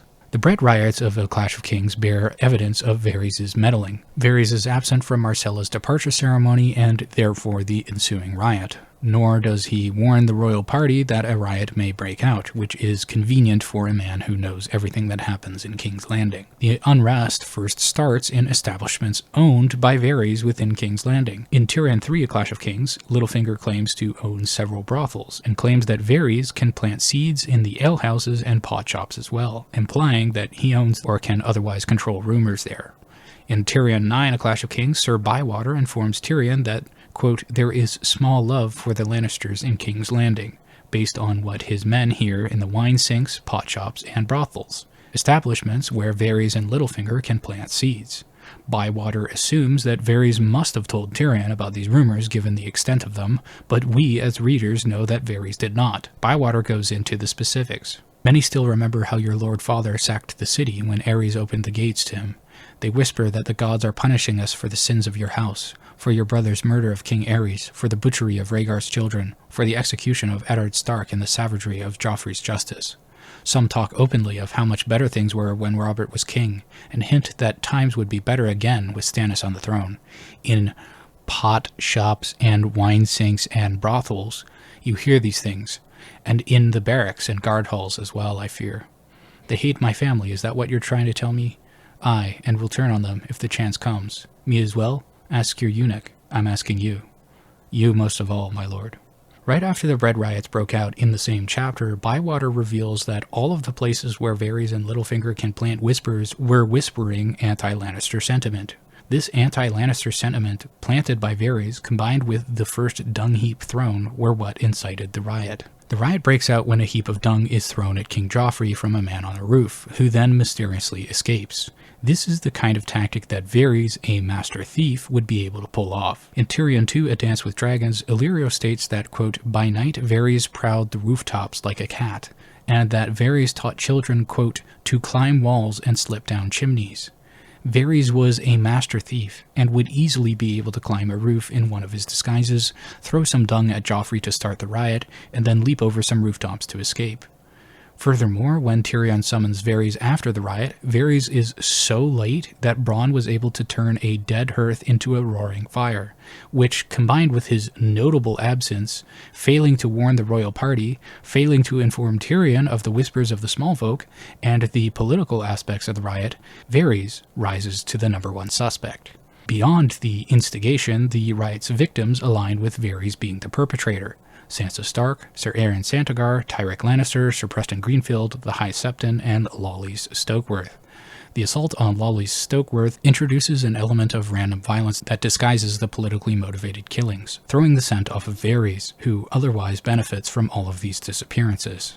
The mob tries to abduct Sansa Stark. We know for a fact that they want her out of the city for some unknown reason, as they keep trying to rescue her over the course of several books. She's only saved from her abduction by the chance intervention of the Hound. Tywin Lannister was King Robert's former squire and a claimant to Hayford. His disappearance creates a lasting point of contention and weakens the Lannister line.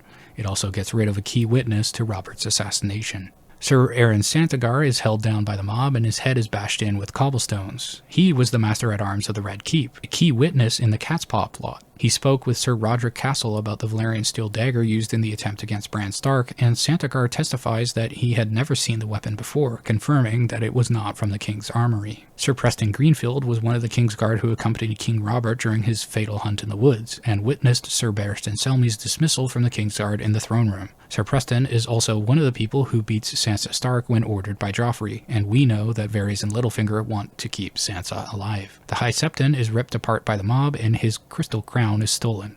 In Tyrion 3, A Storm of Swords, Sir Kevin tells the court that, quote, Sir Adam Marbrand has found some crystals from the High Septon's crown. It appears certain now that the thieves broke up the crystals and melted down the gold. In A Dance with Dragons, Illyrio describes young Varys as a prince of thieves, a handler who trained and controlled thieves in Mirror. It's likely that Varys remains a prince of thieves, which would implicate him in any kind of high political thievery like this. Furthermore, we should ask how the thieves were able to break up the crystals and melt down the gold in secret, with Varys on the lookout for the crown and with fewer master smiths to observe in the city, thanks to Varys getting a lot of them killed with the Antler Men farce. Breaking down the crown would require tools and skills that the thieves lack, and for a job like this, they would have to go to a master craftsman. Tobo Mott is one of the masters who still lives. We already established that he's an asset of Varys. He can operate in secret with no questions asked. And we see that when he reforges ice into 2 different swords, he has no scruples about destroying something rare, ancient, politically significant, and the work of another master. Although this is speculation, I think it's likely that Varys ordered his thieves to steal the crown and got Tobo Mott to break it down. This would provide Varys with untraceable funds for further black operations. As for Varys' motive for killing the High Septon, we can only speculate. The why was very difficult to figure out. However, I do have a few pieces of evidence that suggest Varys has some sort of unknown motive for doing so.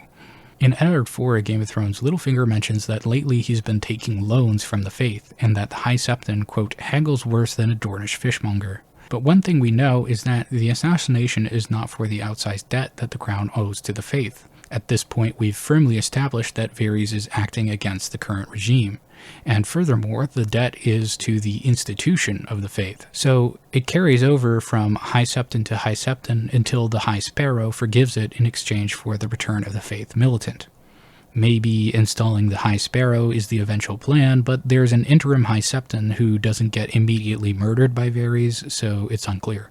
A likelier motive is that the High Septon knows something that threatens Varys.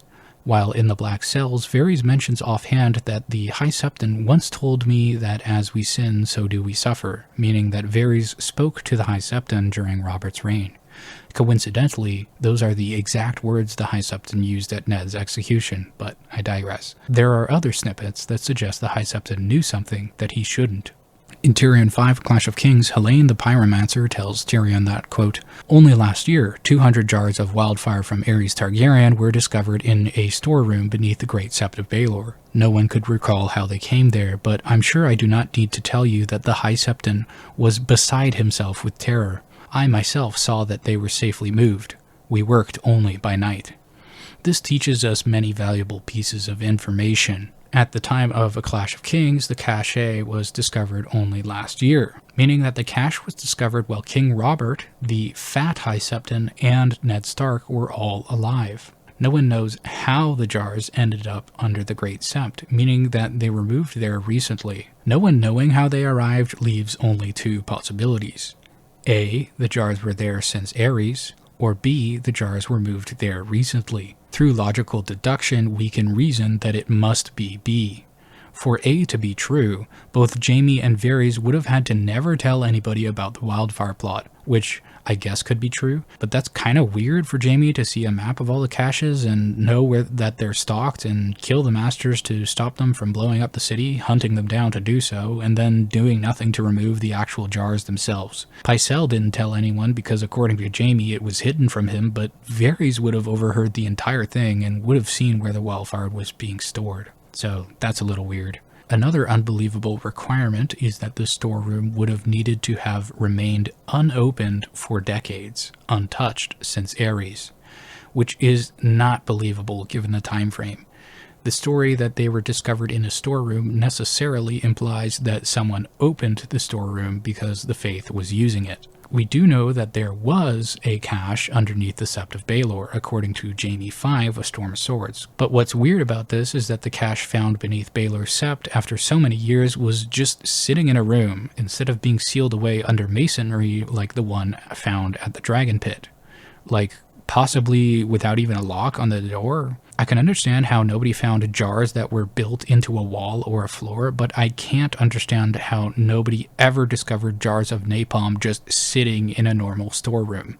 Ergo, the only reasonable explanation is B. The jars were somehow moved into the room recently, and were somehow moved there in secret. No wonder the High Septon was terrified. I'm sure you can see the problems.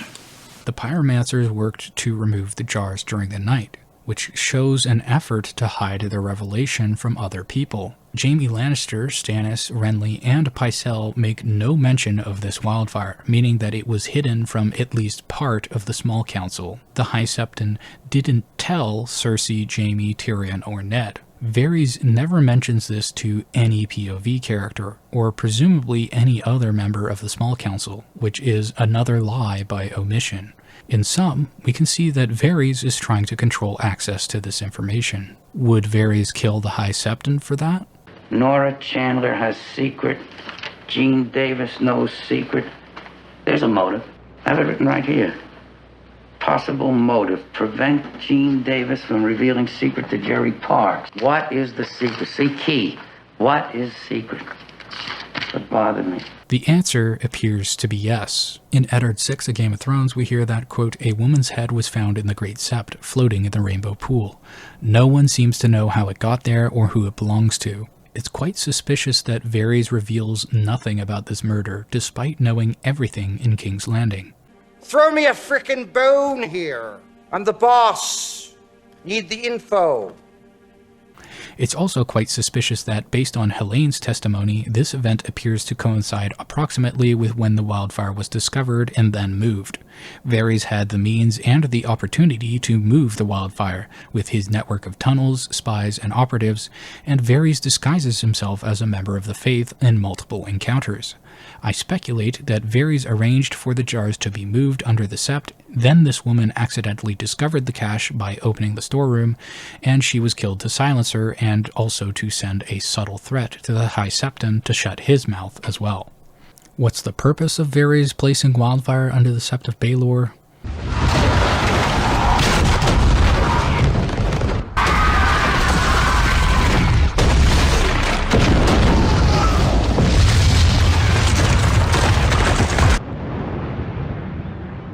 I'll let you figure that one out.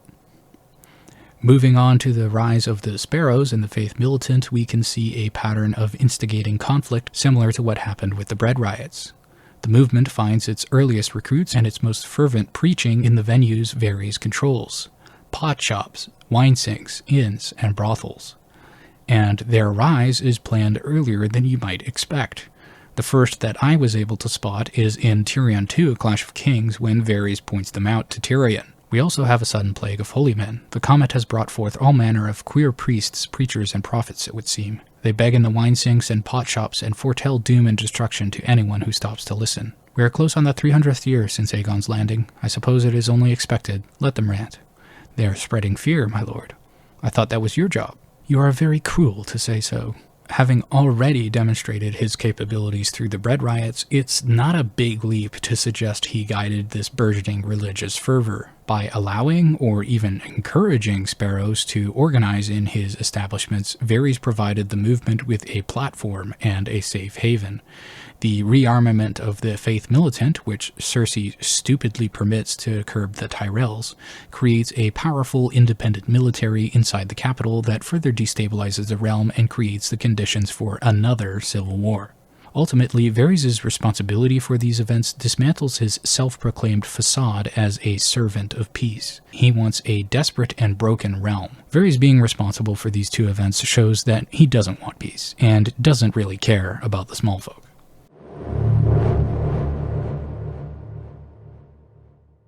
While Tyrion Lannister fired the crossbow, Tywin's real killer was Varys, who meticulously engineered the encounter. His manipulation is most evident in Tyrion's escape. After freeing him, Varys leads Tyrion on a long winding route through the Red Keep's secret passages, claiming necessity. This is a lie, as demonstrated when Peter Baelish escorts Ned and Sansa Stark out of the city via a cliffside exit. A direct and safe route exists that avoids the castle's lower levels entirely, and which doesn't connect to the Tower of the Hand. However, Varys deliberately chooses a path that brings them through an intersection that connects directly to the Tower of the Hand, opening the door to the confrontation and proving Varys' intent to place a weapon in Tyrion's hand within striking distance of Tywin.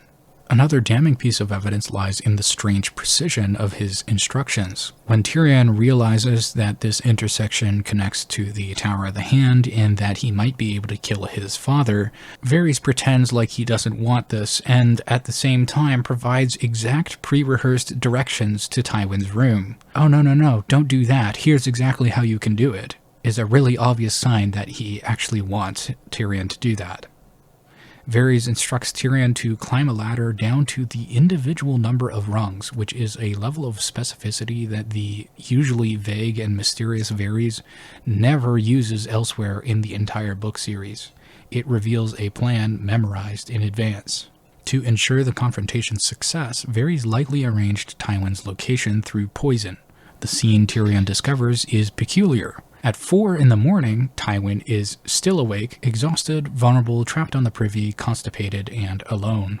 The unusual and foul smell produced by his body, noted in the text, hints at a cause beyond natural indigestion.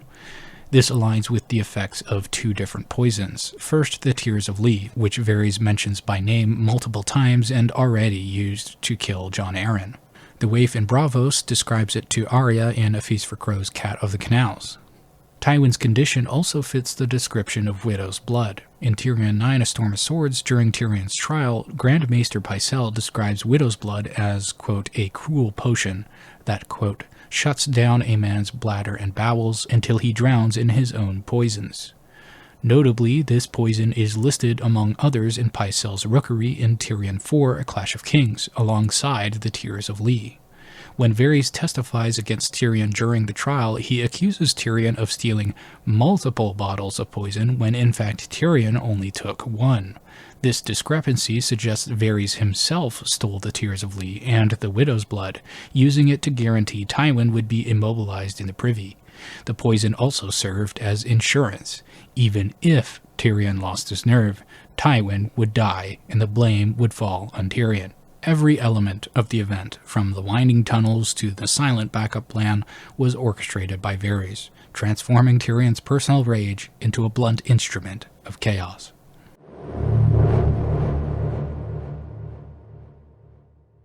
Next, I want to talk about King Aerys, Elia Martell, and her children, and theorize that Varys was responsible for the deaths of the Targaryens. The first hand of Aerys was Tywin Lannister, who resigned when Aerys appointed Jaime to the Kingsguard. Lord Owen Merryweather was appointed to replace him, and based on contextual clues, we can infer that he was sacked after Summerhall for failing to stamp out Robert's rebellion. Lord Jon Connington was his replacement. Mace Tyrell and the Lords of the Reach forced Robert to flee from the Battle of Ashford, to flee north with his men, starting a forced march to escape the Loyalists chasing him. As Pycelle recalls in A Dance with Dragons epilogue, it's after Ashford that Connington stood in the throne room and told King Aerys how he would deliver him the head of Robert Baratheon. Connington began the pursuit immediately, with a large army, while a Stark and Tully army marched south. It appears that this pursuit was largely successful. According to Arya 5, A Storm of Swords, by the time Robert reaches Stony Sept, he's wounded and has no more men since he's mentioned as being alone. Luckily for Robert, the town manages to hide Robert long enough for Ned Stark to arrive with the Northern Army, causing the Battle of the Bells at Stony Sept. After nearly getting killed by King Robert on the steps of the Sept, Connington felt that he had lost the battle and retreated. Jon Connington was sacked by Aerys for this defeat, his lands were expropriated, and he was exiled to Essos, where the official story seems to be that he joined the Golden Company and drank himself to death, but the truth is that he went into hiding. After Connington was sacked, Rhaegar Targaryen, who was at the Tower of Joy, returned to King's Landing. This is the critical time frame that we need to pay attention to. In Kevan Lannister's epilogue in A Dance with Dragon, Kevan recalls that after the Battle of Bells, Kevan expected that Aerys would be forced to summon Tywin and reinstall him as Hand. But according to Kevan, he never did. Instead, the Mad King, quote, turned to the Lords Chelsted and Rossart and paid for it with life and crown. In Jaime 5, A Storm of Swords, Jaime recalls what happened after Lord Carleton Chelsted was appointed as the new Hand of the King. The king reminded Lewin Martell gracelessly that he held Elia, and sent him to take command of the 10,000 Dornishmen coming up the King's Road. Jon Darry and Barristan Selmy rode to Stony Sept to rally what they could of Griffin's men, and Prince Rhaegar returned from the south and persuaded his father to swallow his pride and summon my father, meaning Tywin Lannister. But no raven returned from Castle Rock, and that made the king even more afraid. He saw traitors everywhere, and Varys was always there to point out any he might have missed. So His Grace commanded his alchemists to place caches of wildfire all over King's Landing, beneath Baelor's Sept and the hovels of Flea Bottom, under the stables and storehouses, at all 7 gates, even in the cellars of the Red Keep itself. As Kevin Lannister recalls, the logical choice was to bring back Tywin Lannister. According to Jaime, Aerys did send that summons, yet in Castle Rock, Kevin confirms no Raven ever arrived. The only plausible suspect for intercepting this crucial letter is Varys. And if that's true, Varys did not want Tywin Lannister to be Hand of the King. Simultaneously, Varys manipulated the placement of key personnel within the Red Keep. He advised Aerys to keep Jaime Lannister close, where Varys could watch me day and night, so I heard it all. Jaime 5, A Storm of Swords. This ensured Jaime witnessed the king's descent into madness, including how he burned Lord Hand Carlton Chelstead alive for refusing to carry on with the wildfire plot once he learned of it. When Rhaegar lost the Battle of the Ruby Ford, Tywin had showed up to King's Landing with an army, and Robert's army was rapidly approaching from the north. Grand Maester Pycelle was the one who persuaded Aerys to open the gates to Tywin's army, saying that Tywin had arrived to defend them, as confirmed by Pycelle in A Clash of Kings and by Jaime in Jaime 5, A Storm of Swords. Varys urged Aerys not to open the gates, implying that Varys knew of his intentions. When the city finally fell to Tywin, Aerys, who had scarcely let Jaime leave his side, inexplicably sends him to command the gates of the Red Keep, severing direct communication between the king and his last defender. Varys and Pycelle would have been dismissed from the throne room to allow Aerys to speak privately with Lord Rosart. Pycelle probably went back to the rookery, but where did Varys go? He is never mentioned again during the incident, which raises all kinds of possibilities for what he might have been doing. From this isolated post, Jaime dispatched a messenger to beg Aerys to surrender. Who are you? The reply, delivered by this unnamed messenger, was a command to, quote, "Bring me your father's head if you are no traitor." And the messenger included an incendiary detail that, quote, "Lord Rosart was with him." Jaime, primed by Varys to fear the pyromancer, immediately concluded that the king had ordered the city's destruction. The scene's most important evidence lies in the message delivered to Jaime by the anonymous runner. In his reply, the anonymous messenger adds, without prompting, that, quote, "Lord Rosart was with him." This is not a neutral report. To Jaime, primed by Varys to associate Rosart with the wildfire conspiracy, this could only mean one thing. The order to burn the city was being given at that very moment. This inference relies on knowledge that the messenger could not possess. The hand of the king's presence with the king was unremarkable unless the messenger knew of the terrifying significance of Rosart's presence. But you would have no way of knowing that. Therefore, the only reasonable possibility is that the messenger was informed of the king's scheme.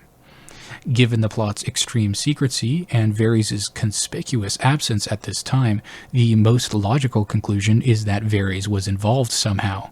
The messenger was either his agent or, given the stakes involved and his talent for disguise, Varys himself. Suppose it was you. I heard you say something, but I wasn't sure what you said. I said suppose it was you. This final manipulation completes a perfect trap. Varys isolated Jaime, controlled the information he received, and provided the psychological trigger that guaranteed Aerys' death. The king's murder was the calculated result of Varys' orchestration. Having ensured the dragon's head would be severed, Varys then turned his attention to his vulnerable heirs, setting the stage for an even more treacherous betrayal. The murder of Elia Martell and her children is shrouded in mystery. Elia was confined with her children in Maegor's Holdfast, a secure fortress with a secret exit unconnected to Varys' broader tunnel network, as we learn in Tyrion 3, A Storm of Swords, and in Fire and Blood. When Gregor Clegane and Amory Lorch scaled the walls on Tywin's orders, they entered from above and worked their way down. The official story holds that Lorch found Rhaenys hiding under a bed in Rhaegar's chambers and stabbed the 3-year-old 50 times, while Gregor continued down and found Elia in the nursery with Aegon. On the floor below, dashed the infant's head against a wall, and then violated Elia and killed her by caving in her face with his fist. That's right. Now here's the problem with that theory. This timeline and behavior defies reason. It would mean that Gregor, a man of legendary brutality, passively watched or listened as Lorch butchered Rhaenys, yet never claimed credit for or defended himself against accusations of her murder. It would also mean that Elia, hearing screams of her daughter and the thunder of Gregor Clegane's armored steps descending down the stairs, took no action to flee or hide herself or Aegon before the killers reached her nursery. Furthermore, the scaling of the walls and the murders had to be accomplished in the brief window it took Jaime Lannister to kill Rosart and Aerys. This sequence is logistically suspicious. The official presentation of the bodies to Robert Baratheon afterwards is remembered with strange inconsistencies. Crucially, first-hand accounts from the throne room that day focus almost exclusively on the children. Any mention of Elia's body is conspicuously missing. Kevan Lannister recalls the small bodies wrapped in crimson cloaks. Rhaenys recognizable, Aegon a, quote, faceless horror. He makes no mention of Elia's body being present. In Arya 6, A Storm of Swords, Thoros of Myr, who was also there, describes seeing the bodies of Aegon and Rhaenys when he throws more accusations of murder against House Clegane, but he doesn't mention Elia even though she was also murdered, and it's said that her body was presented with them. Sir Barristan Selmy never saw the bodies himself, and there are conflicting accounts of King Robert's reaction. He either didn't look or looked only briefly before turning his head. In almost every first-hand account, the few people who did looked briefly, and there are no first-hand accounts of Elia's body. Others, like Ned Stark, internalized second-hand accounts, as shown when he incorrectly believes that Elia was, quote, put to the sword in Eddard II, A Game of Thrones. Ned also claims that Tywin presented the bodies of Elia, Aegon, and Rhaenys together to King Robert. But Ned is misremembering, as nobody else mentions her, and he presents second-hand accounts that we know are false as if they are true.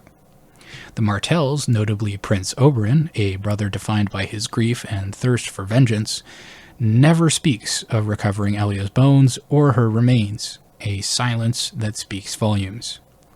This collective amnesia regarding Elia's remains and the lack of mention to what happened to them afterwards, which, given Gregor Clegane's method, would have been a uniquely gruesome spectacle, is improbable. It suggests a simpler explanation. Her body wasn't there. This physical disappearance is the key that unlocks Varys' lie. He later tells Tyrion that his little birds heard Elia cry out her attacker's name, an absurd claim, as a victim would scream for help, not identify a stranger. Gregor Clegane was basically a brand new no-name knight, only 17 years old. Elia would have no idea who he was. Her murder is his only claim to fame before the Greyjoy Rebellion under King Robert, and even decades later this is still what people know him for. More critically, Varys' claim is impossible. His spies have no access to Maegor's Holdfast, so Varys could not have known what happened in that room unless he was involved.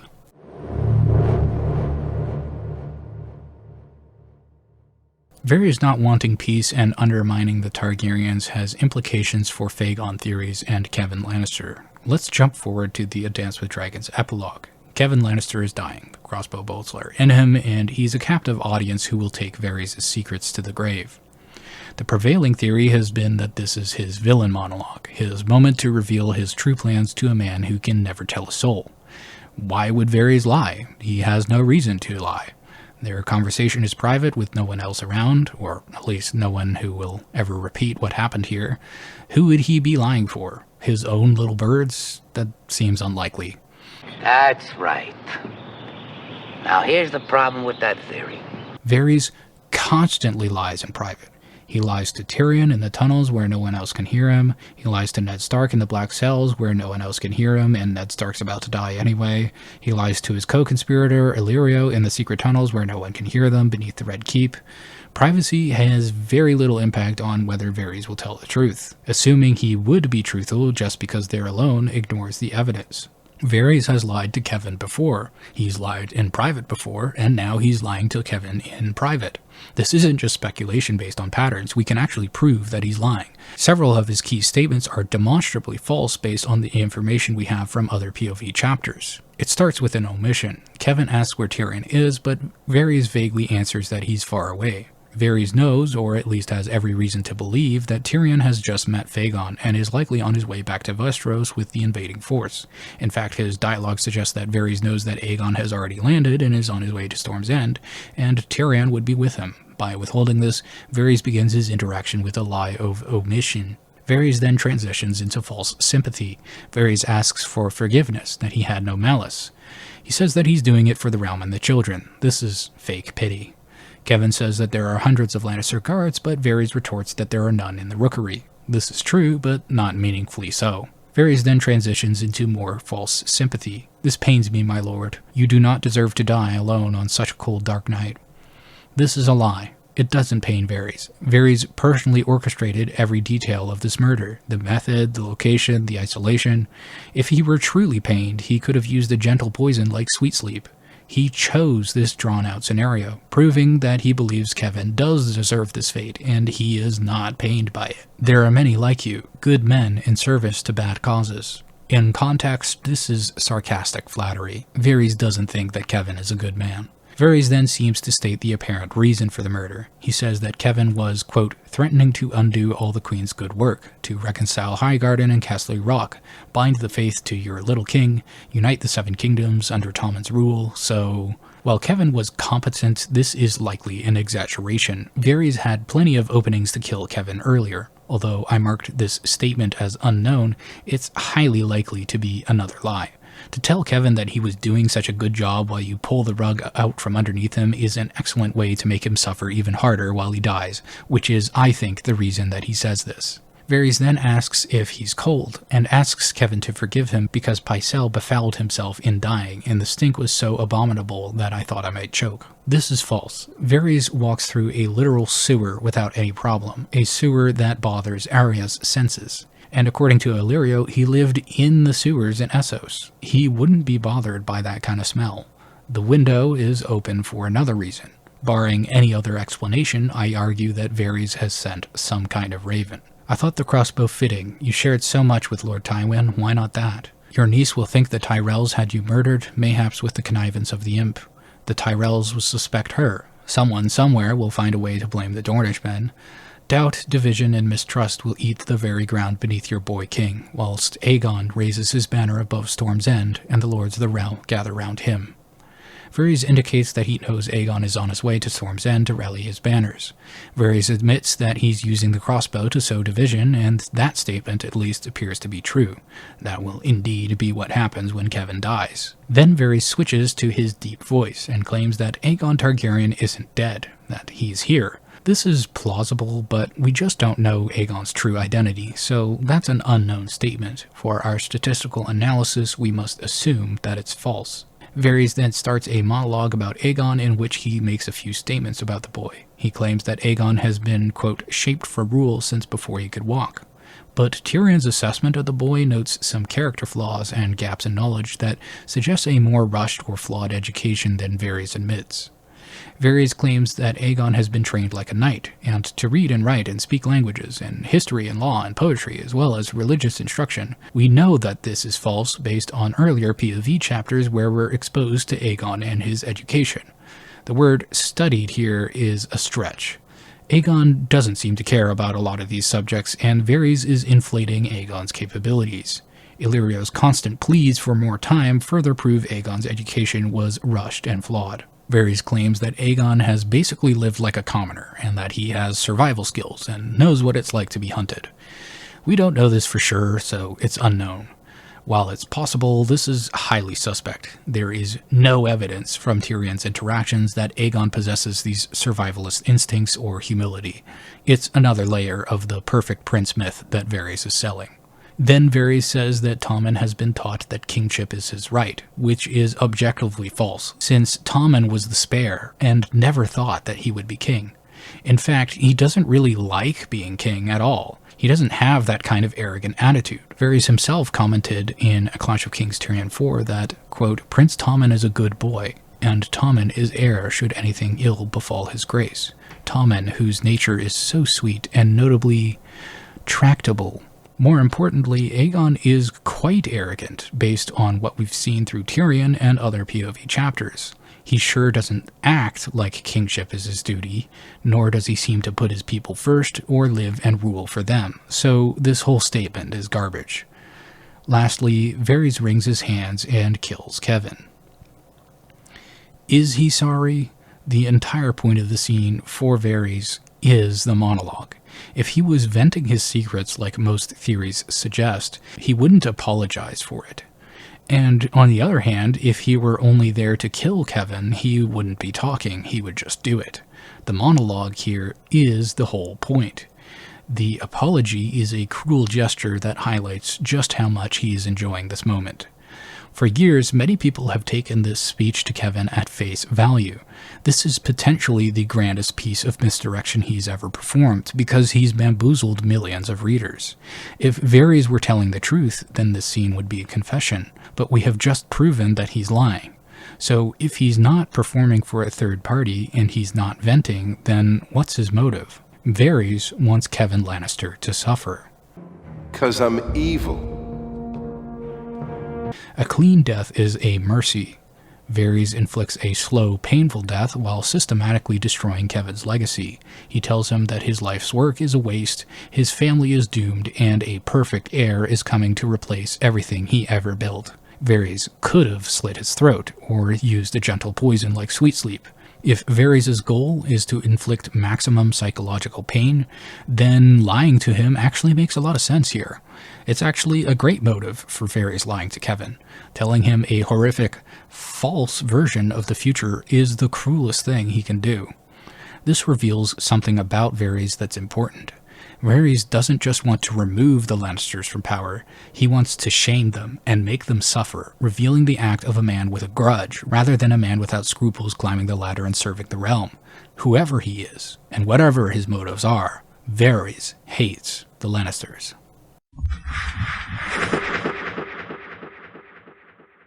When you lay out the evidence like this, the picture it forms is frankly absurd. It demands that we accept that a man has a superhuman level of reach and foresight.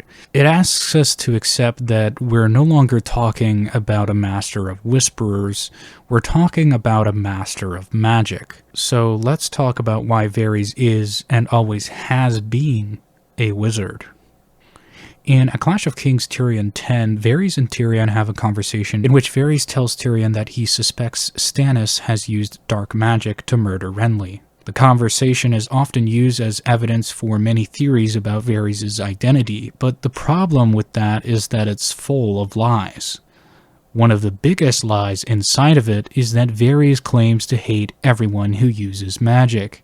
He claims that he still dreams of when a sorcerer sacrificed his man parts to R'hllor, and since that day I have hated magic and all those who practice it. If Lord Stannis is one such, I mean to see him dead. He claims to hate magic and all those who practice it, yet his actions suggest that he has knowledge of magic, and even uses it himself. There are several references to Varys being a magic user, especially early in the series. Several characters, including Catelyn Stark, accuse Varys of performing black magic at one point or another. They see no other way how he could possibly know so many things and act so fast. Here's a few choice quotes. In Game of Thrones Catelyn 4, Catelyn Stark stared at the eunuch in stunned disbelief. He was a spider, she thought wildly. An enchanter or worse. He knew things that no one could possibly know, unless... How did you... What sort of magician are you? Tyrion snorted. Unwary? I'm the wariest man who ever lived. You helped see to that. He rubbed at his nose. So tell me, wizard, where is my innocent maiden wife? But there are other, more suspicious nods to Varys' magical abilities. In A Clash of Kings Tyrion 10, in the same speech that supposedly closes off the possibility of Varys being a magic user, there's another hint that he's a magic user. Quote, was it some conjurer's trick? I could not tell you, and I know all the tricks. He knows all the conjurer's tricks, i.e., he knows magic. Elsewhere, Illyrio Mopatis suspiciously calls Varys a magic user twice in the same conversation. At Game of Thrones Arya 3, Varys says, as well bid me stop time. Do you take me for a wizard? The other chuckled. No less. Later in the conversation, Illyrio says, "You are more than a juggler, old friend. You are a true sorcerer. All I ask is that you work your magic a while longer." Note that Varys himself refers to the man who cut him and spoke to a voice in the flames as, quote, the sorcerer. So the word sorcerer here in Essos has a certain connotation that Illyrio is applying to Varys. But maybe the most ominous quote that I found during my research was in Tyrion 10, A Clash of Kings, in that same Stannis speech. In that speech, Varys describes magic as, quote, the old powers, a term of respect and reverence.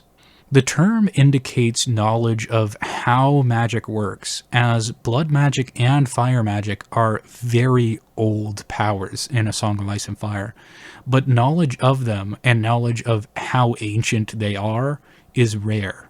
The quote is ominous because there are only a handful of other people who ever use, quote, old powers in all of The Song of Ice and Fire. And none of those mentions are any good news. In Daenerys 8, A Game of Thrones, Mirri Maz Duur uses the term when she's ordered to heal Khal Drogo. Quote, "My song will wake powers old and dark. The dead will dance here this night. No living man must look on them." When Maz Duur begins her blood ritual, shadows dance in the tent. While ranging beyond the wall, Qhorin Halfhand tells Stone Snake, "Tell Mormont what Jon saw, and tell him how. Tell him that the old powers are waking, that he faces giants and wargs, and worse. Tell him that the trees have eyes again." In the prologue of A Feast for Crows, Leo at the Citadel says that there are darker things than dragons in the world again. Quote, "Old powers waken. Shadows stir."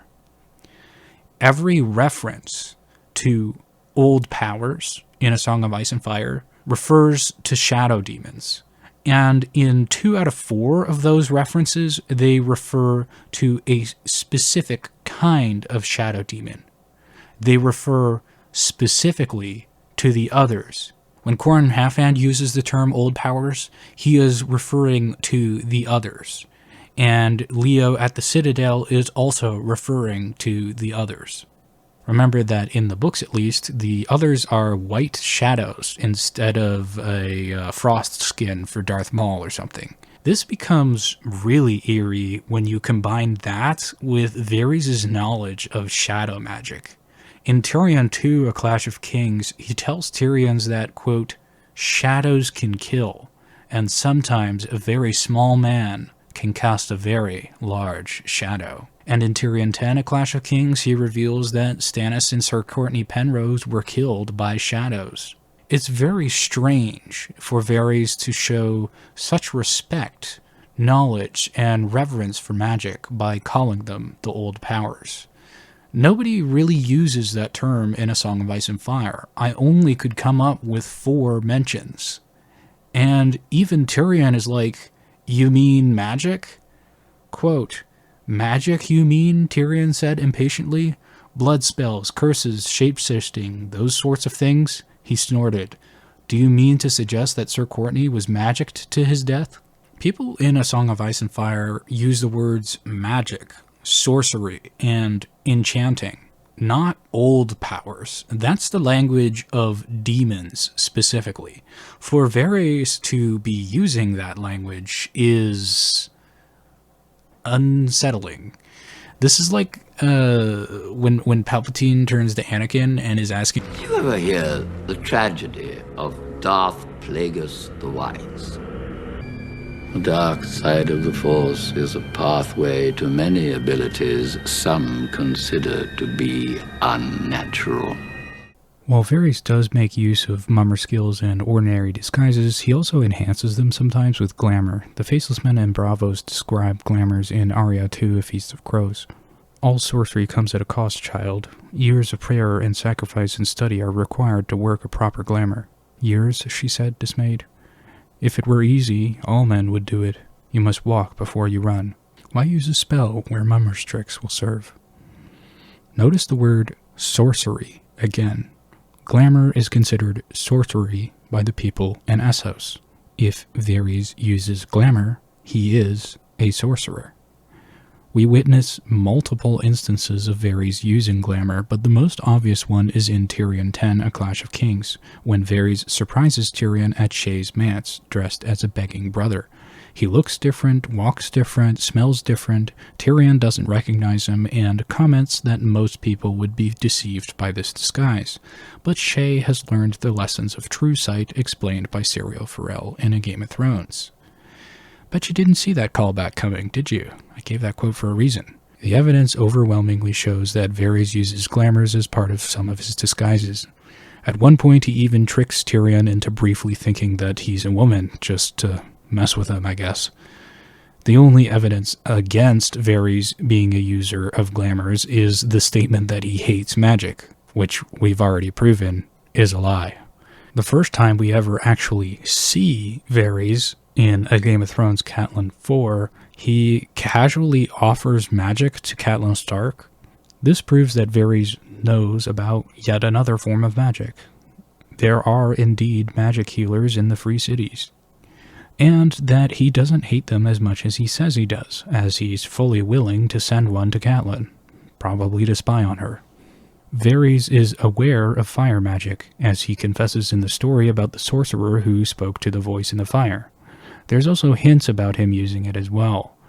Varys is seen staring into braziers in small council meetings and his secret tunnels.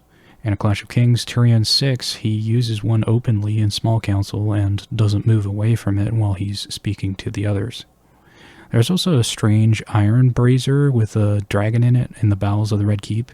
Tyrion sees it during his escape through the tunnels. When Tyrion arrives, the coals are still lit, so someone's using it. This is supposition, but I assert that Varys was secretly using the brazier before he was attacked by Jaime and escorting Tyrion there. Why would he use it in secret, if not for magical purposes? He's not keeping the tunnels warm. In A Song of Ice and Fire, sucking blood from fingers is one way to see the future.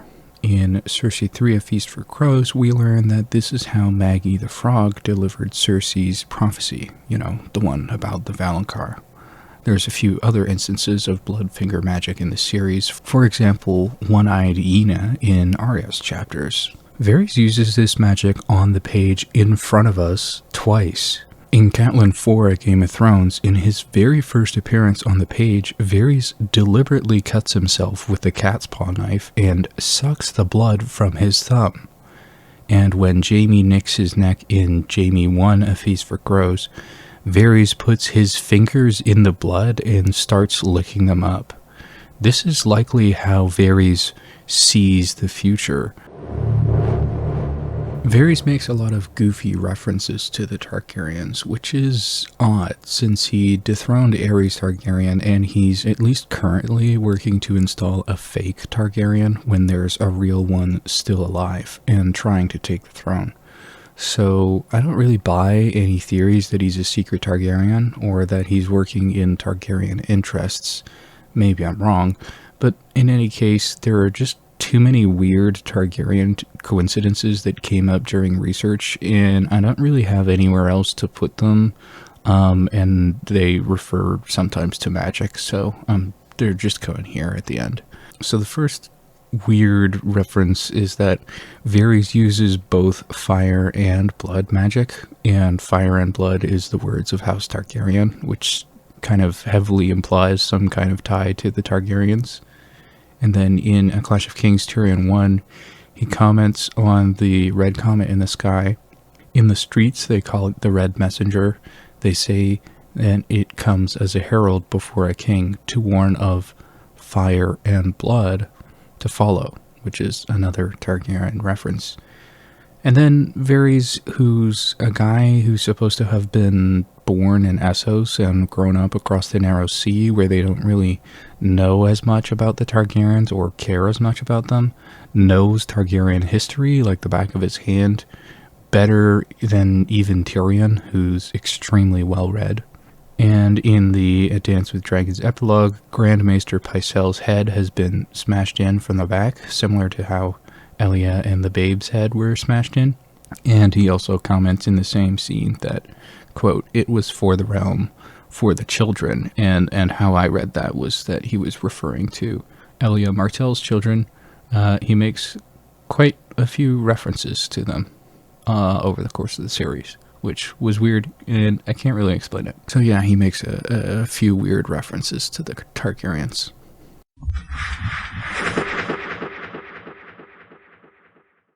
Finally, I'm just going to quick fire a few loose threads, things that I can't explain that came up during research. First of all, I cannot explain what Varys needed the 50 new child spies for, or why they're dying so frequently. I also cannot explain some of the things that he said in A Dance with Dragons and some of the things surrounding Jon Connington, just because we don't have enough information about those things yet, so they were marked as unknown in the data, but he could be telling the truth about some of those things.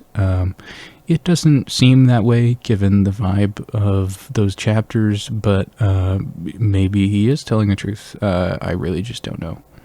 Another thing that I can't explain is that if Varys was responsible for Sir Cregor killing Sir Hugh, I cannot explain how he knew that Sir Hugh would have a loose gorget, or that he would be killed. I suspect that this may have been a manufacturing defect from Tobomot, who is a Varys asset. That would be one way that he knows for sure the armor will be defective, but it just as easily could have been Littlefinger or Varys knowing that Sir Gregor can kill a very green knight if he wants to, and then just setting him off. But I don't really know. The last and weirdest thing that came up in my research, and which I've saved for the end, and I can't explain, is something that Varys is doing in King's Landing.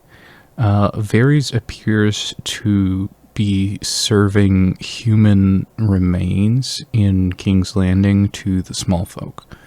So we know that Varys controls the pot shops, right? In Game of Thrones, Arya mentions how she eats a bowl of brown from a shady pot shop and doesn't think about what the meat was, and it's sort of implied that it's people. And in A Storm of Swords, when Tyrion orders Bronn to kill Simon Silvertongue, Bronn mentions that he knows a pot shop that serves a bowl of brown with all kinds of meat in it, implying that it serves human meat, and he can serve Simon Silvertongue to that shop. So Arya ate human flesh from this pot shop, and the shop is serving human flesh to random small folk in King's Landing. Since we know that Varys basically owns the pot shops in the city, and this wouldn't pass by him without him knowing anything about it, Varys either knows about a pot shop that is serving human meat and does nothing about it, or is actively ordering them to serve this human meat to the small folk. I can't explain why he would want to serve human meat to the small folk there. Is it a cost-saving measure, or does it lead to something bigger? I don't know, and I really cannot explain this one. This was super weird, but there it is.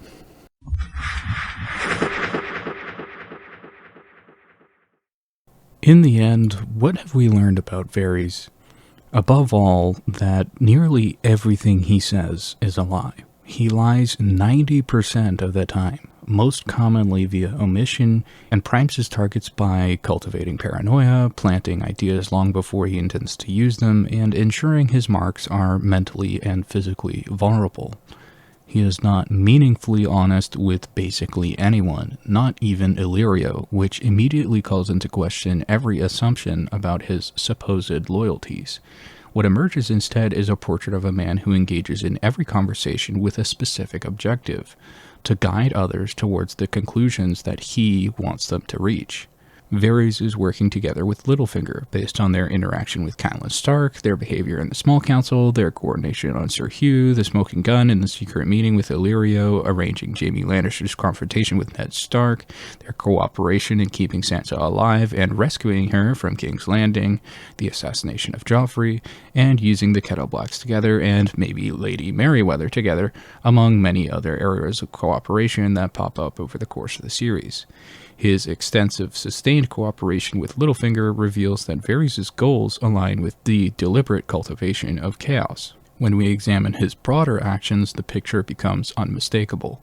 Varys actively fosters disorder by causing the Riverlands atrocities, destroying key pillars of royal authority, fueling the bread riots, enabling the rise of the Faith Militant, and helping to orchestrate the deaths of Tywin Lannister, King Aerys, King Robert, King Joffrey, the High Septon, Tyrek Lannister, Sir Preston Greenfield, Sir Aaron Sansagar, hundreds of Antler Men, Grand Maester Pycelle, and Kevin Lannister. Peace is not his aim.